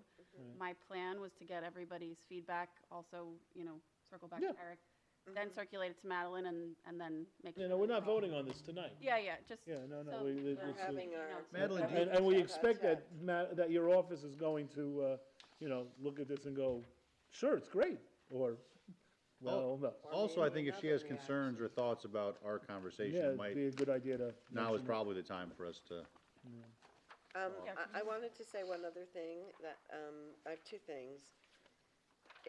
There's nowhere here that, we talk about the 4 individual lots, but there are 39 stalls in the Right. 4 on the 3 lots, and that's not on here anywhere.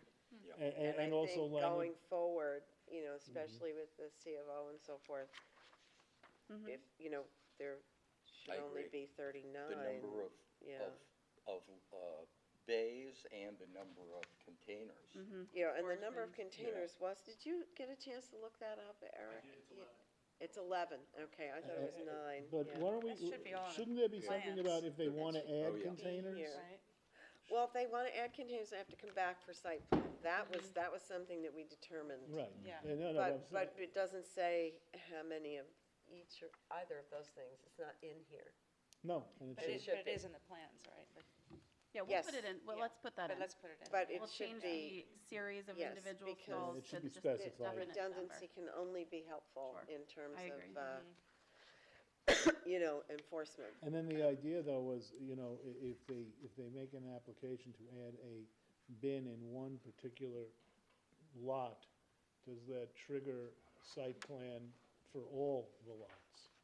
Yeah, I would like some kind of provision here that indicates I'm that. sorry? The entire, The entire, tax- all four, or, all three. that's a good question. That is a good. There are Or just 4 that tax individual lot. lots. or just that Yeah. tax Yeah. lot, which, look, if you find yourself, if we find ourselves in a situation down the road where they want to add, you know, a bin in one of the 4 lots, 3 lots, really, then they have to come back to us for, would it be a modification or would it be a whole new site plan? It'd be a modification. If it's already CO'd, it wouldn't be a modification. Then it would be a new site plan. And then the question is, that site plan only relates to that tax lot. Well, if we find out in 3 years that they want to come back for for a new site plan, would you be having different standards now for the 3 different tax lots? Because you have a new site plan, let's say lot number 1, but lot numbers 3 and 4 aren't, you know, they're being measured differently.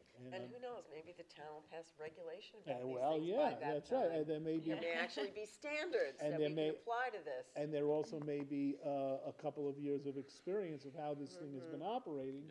And maybe we could say, all right, you're here on lot number 1 to make a change, but, you know, meanwhile, lots 3 and 4 have, you know, the same problem, which, and I'm not saying there would be, but, you know, we are in the land of the unknown, and we may find out in 3 or 4 years that there are certain things going on that we don't want to go on in lots 3 and 4 if only lot number 1 is before us for a new site plan. So we may want to think about some way to accommodate that possibility going forward, that if they come in for for a site plan on 1 lot, then it's going to apply to all 4 lots. Yeah, because Tim, you know what we didn't do, I don't believe here, that we did on the landscape one a little further east? We didn't require these shared parking, shared access agreements between these different owners. So conceivably, one of these owners could decide to sell. Well, that was I don't about know. drainage. That was the reason, well, I was like, the sole It was reason. parking, but wasn't it, too, in the? It was parking, but the big issue was, and it had to do with the topography of the land, was the drainage issue, that you needed to make sure that, Do you mean 224? No, I think it was access, too. They have. yeah, there was an They access have a issue. You're shared But I'm absolutely sure right. that they have the You're absolutely right. access agreement. They have a shared access, Yeah.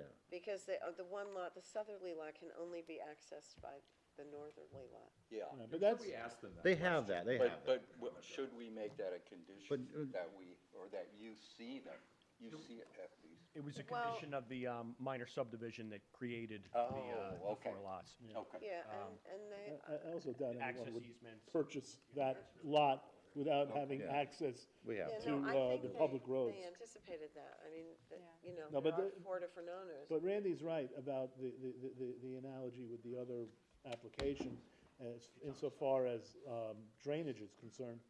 If this lot has the same topography issues as, what was it, 224, 228, or whatever it was called. If it doesn't have the same topography issues, then it doesn't. But the unique thing probably- about that other probably doesn't matter. application, which I'm not sure we should talk too And it was a specifically about. family issue. Well, and all the drainage for both sites was on one It's on place. one lot. I don't, Right. that's not the case here. But that's what I mean by topography, because the one lot, it all drained down to the other lot Well, Tom approved the drainage as far as I, on this. recollect. So then it's Yeah, not an issue. I'm The pretty sure standard in that the is code not is that you contain all of your drainage on on your s- property. On your property. So if the drainage from one of these lots Yeah, is it goes going to on to another, another lot, right.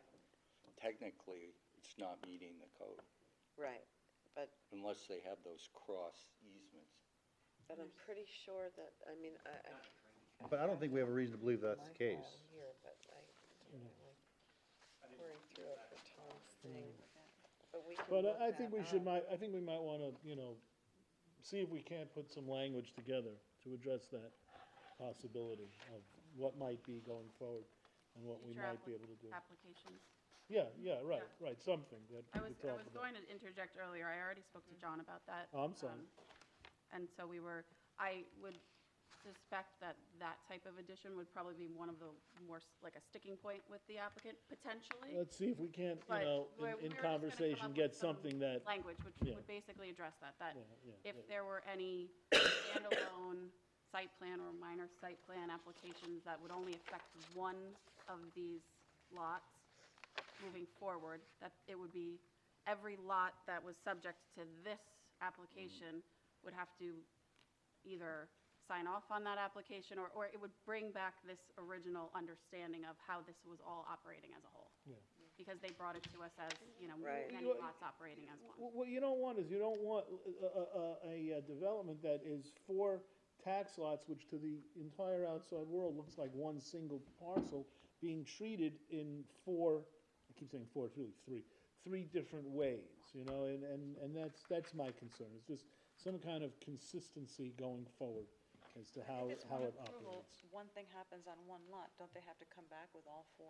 Well, no, not As a right site now. One plan? thing happens on one Once lot, they they come get back only for that lot. That's the But it's problem. one approval. You would think that they would, Right, but once Well, they get their certificate of occupancy. Once they have the C of four O, they're different 4, And diff- then, that- and but that's that's what why. we're trying to And they clarify, could be because, sold, That's unless right. they have an agreement amongst themselves that we don't know about. We have to bridge that. oh, you're Right now, hidden we're below the below belt. Lest we, lest we find ourselves below, I forget. No, it's getting late. It's getting late. Do we have anything else that we want to, I would like to impart? ask, I would like to ask the I'm sorry, go applicant ahead. to include the drawing that the engineer referred to, Thank you, yes. to the file, just so the file has it. It's, I think it's important. I think it's important for the reasons I stated before, but, it's new, it's an unregulated use. Tom said it was a tool in his assessment, but Tom's not with us now. Meaning he's not employed by the town any longer.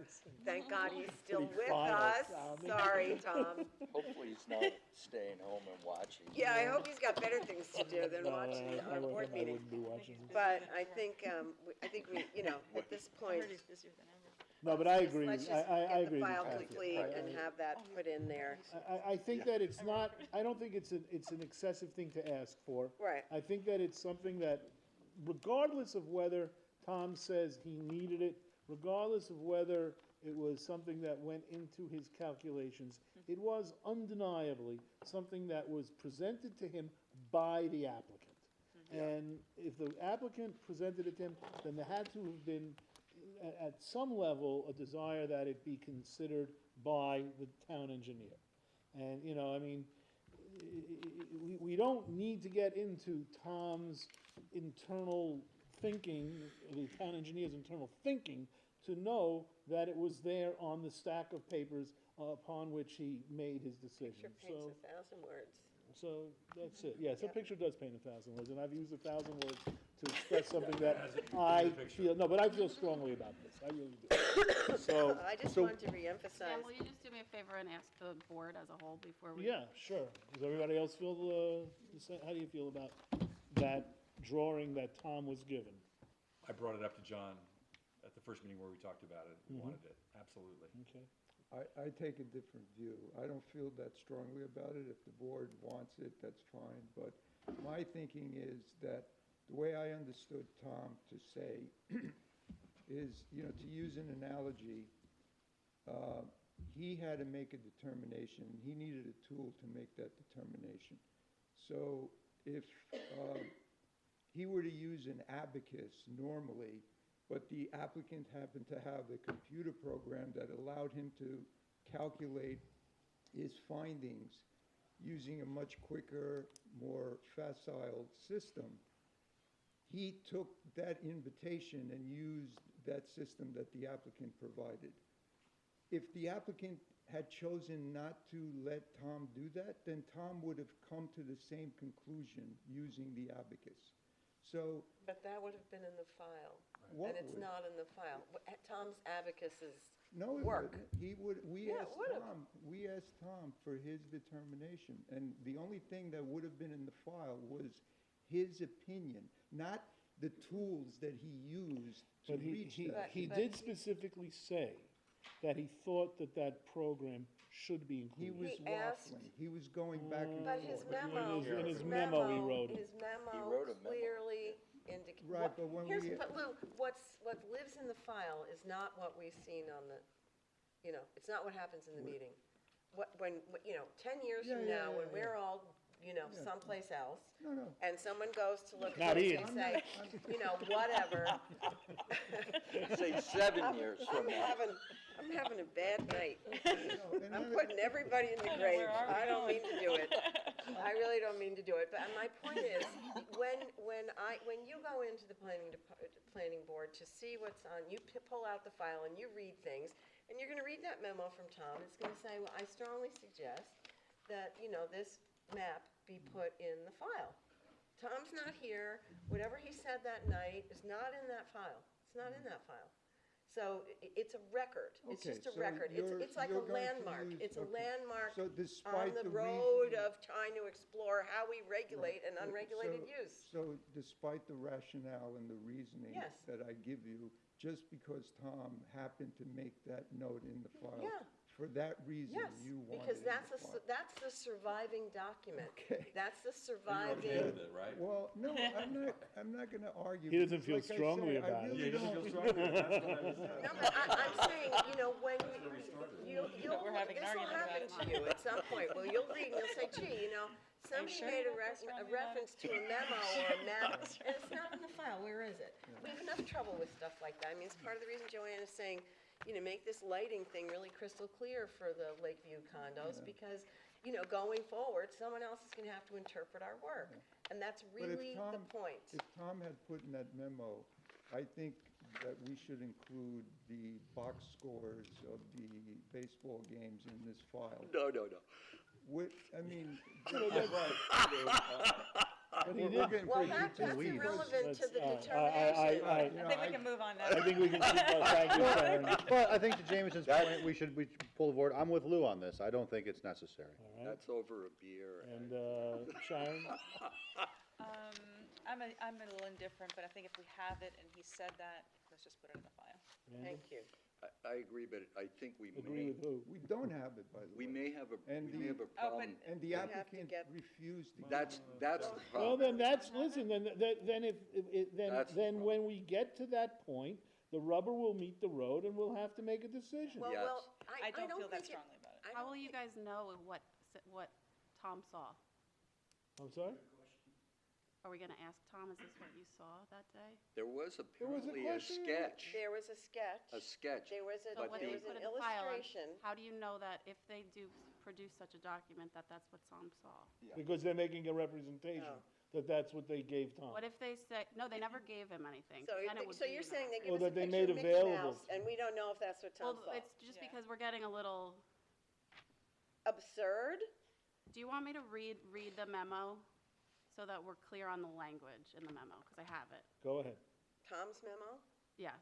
Okay. Yeah, what did Because we're Tom say? paraphrasing it, we might as well just read it. No, you're right, read it. Okay. As requested, I have reviewed site plan C1 prepared by David Rhodes, PE, dated September 21, 2015, last revised on May 23, 2019, received by the Planning Board June 4, 2019. It is my understanding that the board has requested I comment on the suitability of the access from the access lane to the entrance paddocks now that the applicant has reduced the overall size of the paddocks.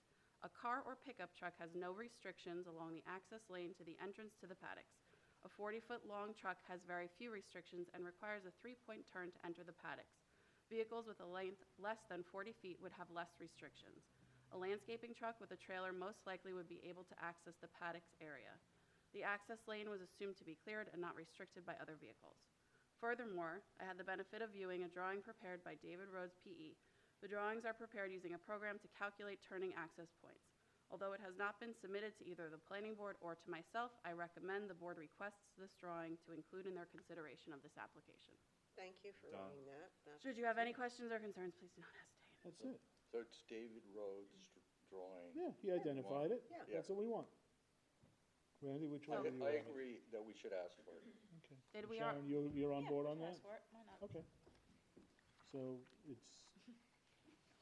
it appears that the board, I'm sorry? You agree, right? Oh, yeah. So it's 5 members think that it should be, and 2 don't. So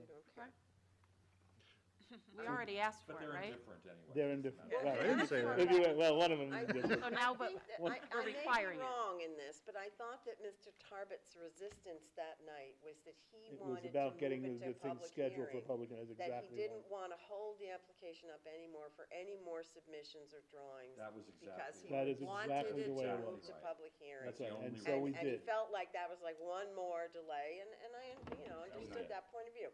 That's my interpretation. It may be incorrect. No, your No, you're right. interpretation, your recollection is exactly my recollection.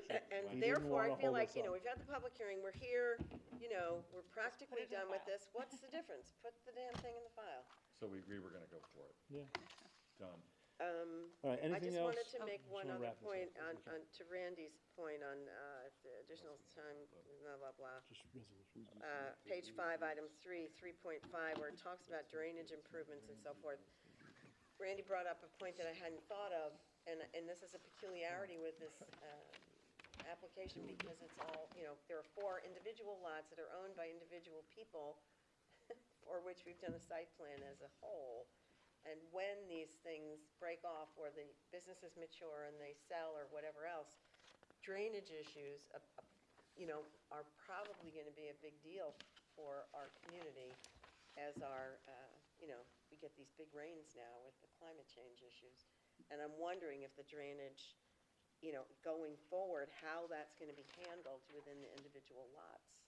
Can I comment on the drainage so we can do Yeah, Sure. please, thank We'd you. love to hear from you, Madeline.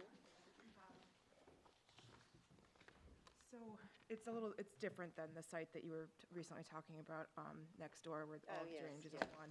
The drainage has been designed, so there is drainage on all of the sites. Right, Lot 2 was even designed by a separate engineer. It's an entirely separate system. right. So it's nothing like that. The topography issues are not like that. So So we that's- wouldn't be wanting to do any kind of cross drainage easements, but we do have cross access easements in place, and those are already a condition of the subdivision regardless of any site plan. That So makes those will sense. stay Okay. in place. All right, that's very reassuring. Thank you. Great, Okay, good. Madeline, all right. I just want to ask, because I got an email from John Tarbot about some additional comments. Do you think that they're all addressed? Do you want to bring the rest of them up? Yeah, I mean, we did email our concerns, just. The storage bins with the number of bins we addressed already. Yeah, there's so that's 11. gonna be added, Yep. so that's fine. I guess the one concern that we had was that one of the conditions, which I know is in every single approval essentially, is that condition 3.2, the applicant shall obtain final approval of the health department. And there was some discussion last time, and so What page? Oh, yeah, okay, page 5. Page 5. Yeah. it basically was that Lot 2, we will need to get health department approval, but as of yet, the county does not require any kind of approvals for lots 1, 3, and 4. So we can't get an approval from them on that because Yeah. it doesn't exist. So then, Lot 2 on do it we or just something? indicate Lot 2 on Yeah. that? Yeah, I was okay with that change. I just wanted the board to be aware of all of the Or do we proposed. want them to ask health department to say, you don't need approval? Because we had that discussion about the bathroom. Well, it was discussed last time. The health department doesn't issue any kind of document like that saying They don't. we don't No. require Yeah, an no, we- approval, so we've that's not inquired of the something. health No, we department definitely, ourselves. we have There's definitely been nothing- down that road. There's a hole in the whole system Yes, that yes. fits neatly over this project. Right. All right, let's, is there anything else? that And we then can- he What else had- did you have? Oh, then,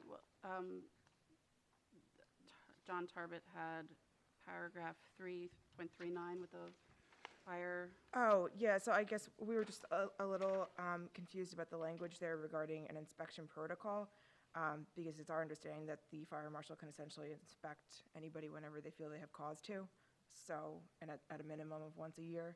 So we're fine with, the fire marshal being able to inspect whenever he sees fit. So we just weren't sure about this inspection protocol, anything like that. We just, I don't know. We wanted a periodic inspection, whether the fire marshal was planning to do it or not. Well, no, the fire marshal said he would do it, but we wanted some validation that, some interval, likely annually, that, that there was a, Well, they do, the fire marshal does inspect every commercial property annually, and then they Right. can, at any time that Right. they see fit, go out there some other time if they think additionally. there's an issue. Yeah. I guess Yeah. like this, So they do it annually as a... They do, every single They do, commercial property yeah. in the town, they do. and we had I talked wanted to them- make sure that that second sentence wasn't. You want to infringed. strike that, what, Yeah, that we're not trying to bind the fire marshal to something additional that he doesn't already do unless he's aware of that, if what he already does is adequate for the board, but I don't know if that's. I'm good with that. That's fine. Yeah. That's fine. What are we agreeing to exactly? Getting rid of that second- Striking the entire thing? No, No, this just a couple words. proof that an Second inspection sentence, the protocol. proof. Inspection Okay. protocol, because we don't know, Okay. Yeah. that's like kind of a, Applicant should make a Undefined. report on the inspection of Yeah. pens on a yearly basis by For the their East Hampton Town purposes. Office of Fire Prevention, which we can access if we need it. Okay. Yeah, I could probably put, it's probably in the code, like the inspection protocol Yes. that the fire marshal's office already abides by is Yeah. probably just in the town code. Did you have anything else? No, that's it. do we have anything else? I don't think so. In that case, Sorry we're doing this last. yeah, well, something's got to be last. so. Something's All right. got to be last. Usually it's the minutes.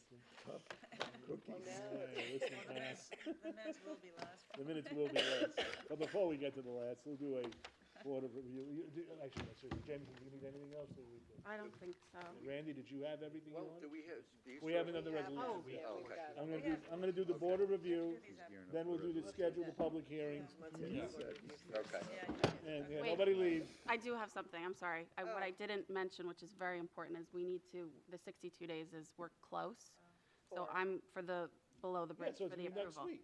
So I'm gonna do all these changes, we're gonna try and hash that all out, Okay. and we have to approve it next week. So the answer is then that they should be circulated among the board members before the meeting so that we can look at it. But it would be a good idea if you withhold your comments until we're actually in a public setting where we can have our discussion in public. Am I over the top on that, or, No. okay, At the same time, we still need to adopt it yeah. at the meeting. So if you have any comments, Specific Oh, language. then I am over the top, okay. in yeah, that if you case- have any specific changes, it would All be right, then we'll problematic email to them wait back and forth. to the meeting. All right, in that case, Well, that was. forget the last thing I said. All right. Listen, I'm now. But I'm hoping that nothing else comes up. We do have a lot to work with that you guys just gave. And that we But of course, love if it the does, I'll work get it in product there. of our town attorney's office. Randy's up. I have so many things for you guys to do. Somebody break Randy's computer. Okay. No, please, I won't write anymore. No. Well, break his fingers on it. All right, Oh, my God. getting late. All right, we have a plan, we have a board of review, which I would add is the last board of review that Tom authored. Salute And, you, So we thank Tom for this. This is a matter of Richard J. Raid Jr. and Tanya Miller, I'm sorry if I mispronounced their name, intersection of Fairfax Road and Gravesend Avenue in Montauk, Suffolk County Tax Map 300-12-5-21.1. I've read the resolution. The undertaking is in the amount of $13,200. I make a motion that the resolution be approved with the change in the name of the planning board chairman. Oh, my God. What? Oh, Oh, thank you for that. I really appreciate that's that. Forget the last thing I hilarious. said. Hilarious. Second. All those in favor? Aye. Anybody votes against this one? Doesn't All matter. right, let's You're not wrap up. even the chair on this. We've got, no, I'm still gonna sign it. Next one is, we'll do South Fork Country Club. That's, Randy. Randy, you got it right here. Okay. Just hit the highlights. I have an alarm going off. Tick, tick, tick, tick, tick. Want to mark up a copy? Time to go somewhere. We are past, we are half an hour past Planning our board meeting at official meeting. 9:30. Is it 9:30? Yes. No wonder I'm 9:30. so spent. It is. Okay.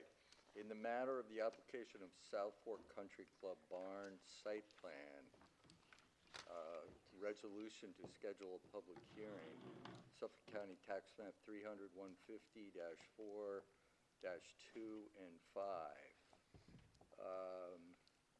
You read the resolution. To A schedule public hearing, yeah. public hearing is hereby scheduled to be held at Town Hall, 159 Panago Road, East Hampton, on Wednesday, February 5th, at 7 p.m. or as soon thereafter as this matter may be heard, to consider the said application. I've read the resolution and move for its adoption. Second. All those in favor? Aye. Any opposed? Done. Passed and carried. Next, thank you, Randy. In the, oh, look at that, we have Verizon and Montauk Community Church. Sharon, that's yours. Okay, in the matter of the application of Verizon Wireless at Montauk Community Church, site plan special permit, personal wireless service facility, tax map number 300-49-2-13.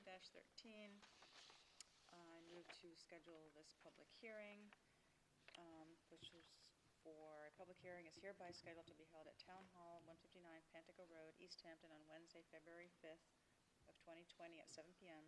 or soon thereafter, as this matter may be heard, to consider the said application. I've read this resolution and adopt. Is there a Second. Motion to adopt. God, Is there a second? I heard a second. All those in, You're adopting it. all those in It's on your favor? own. Any opposed? Why not? Okay.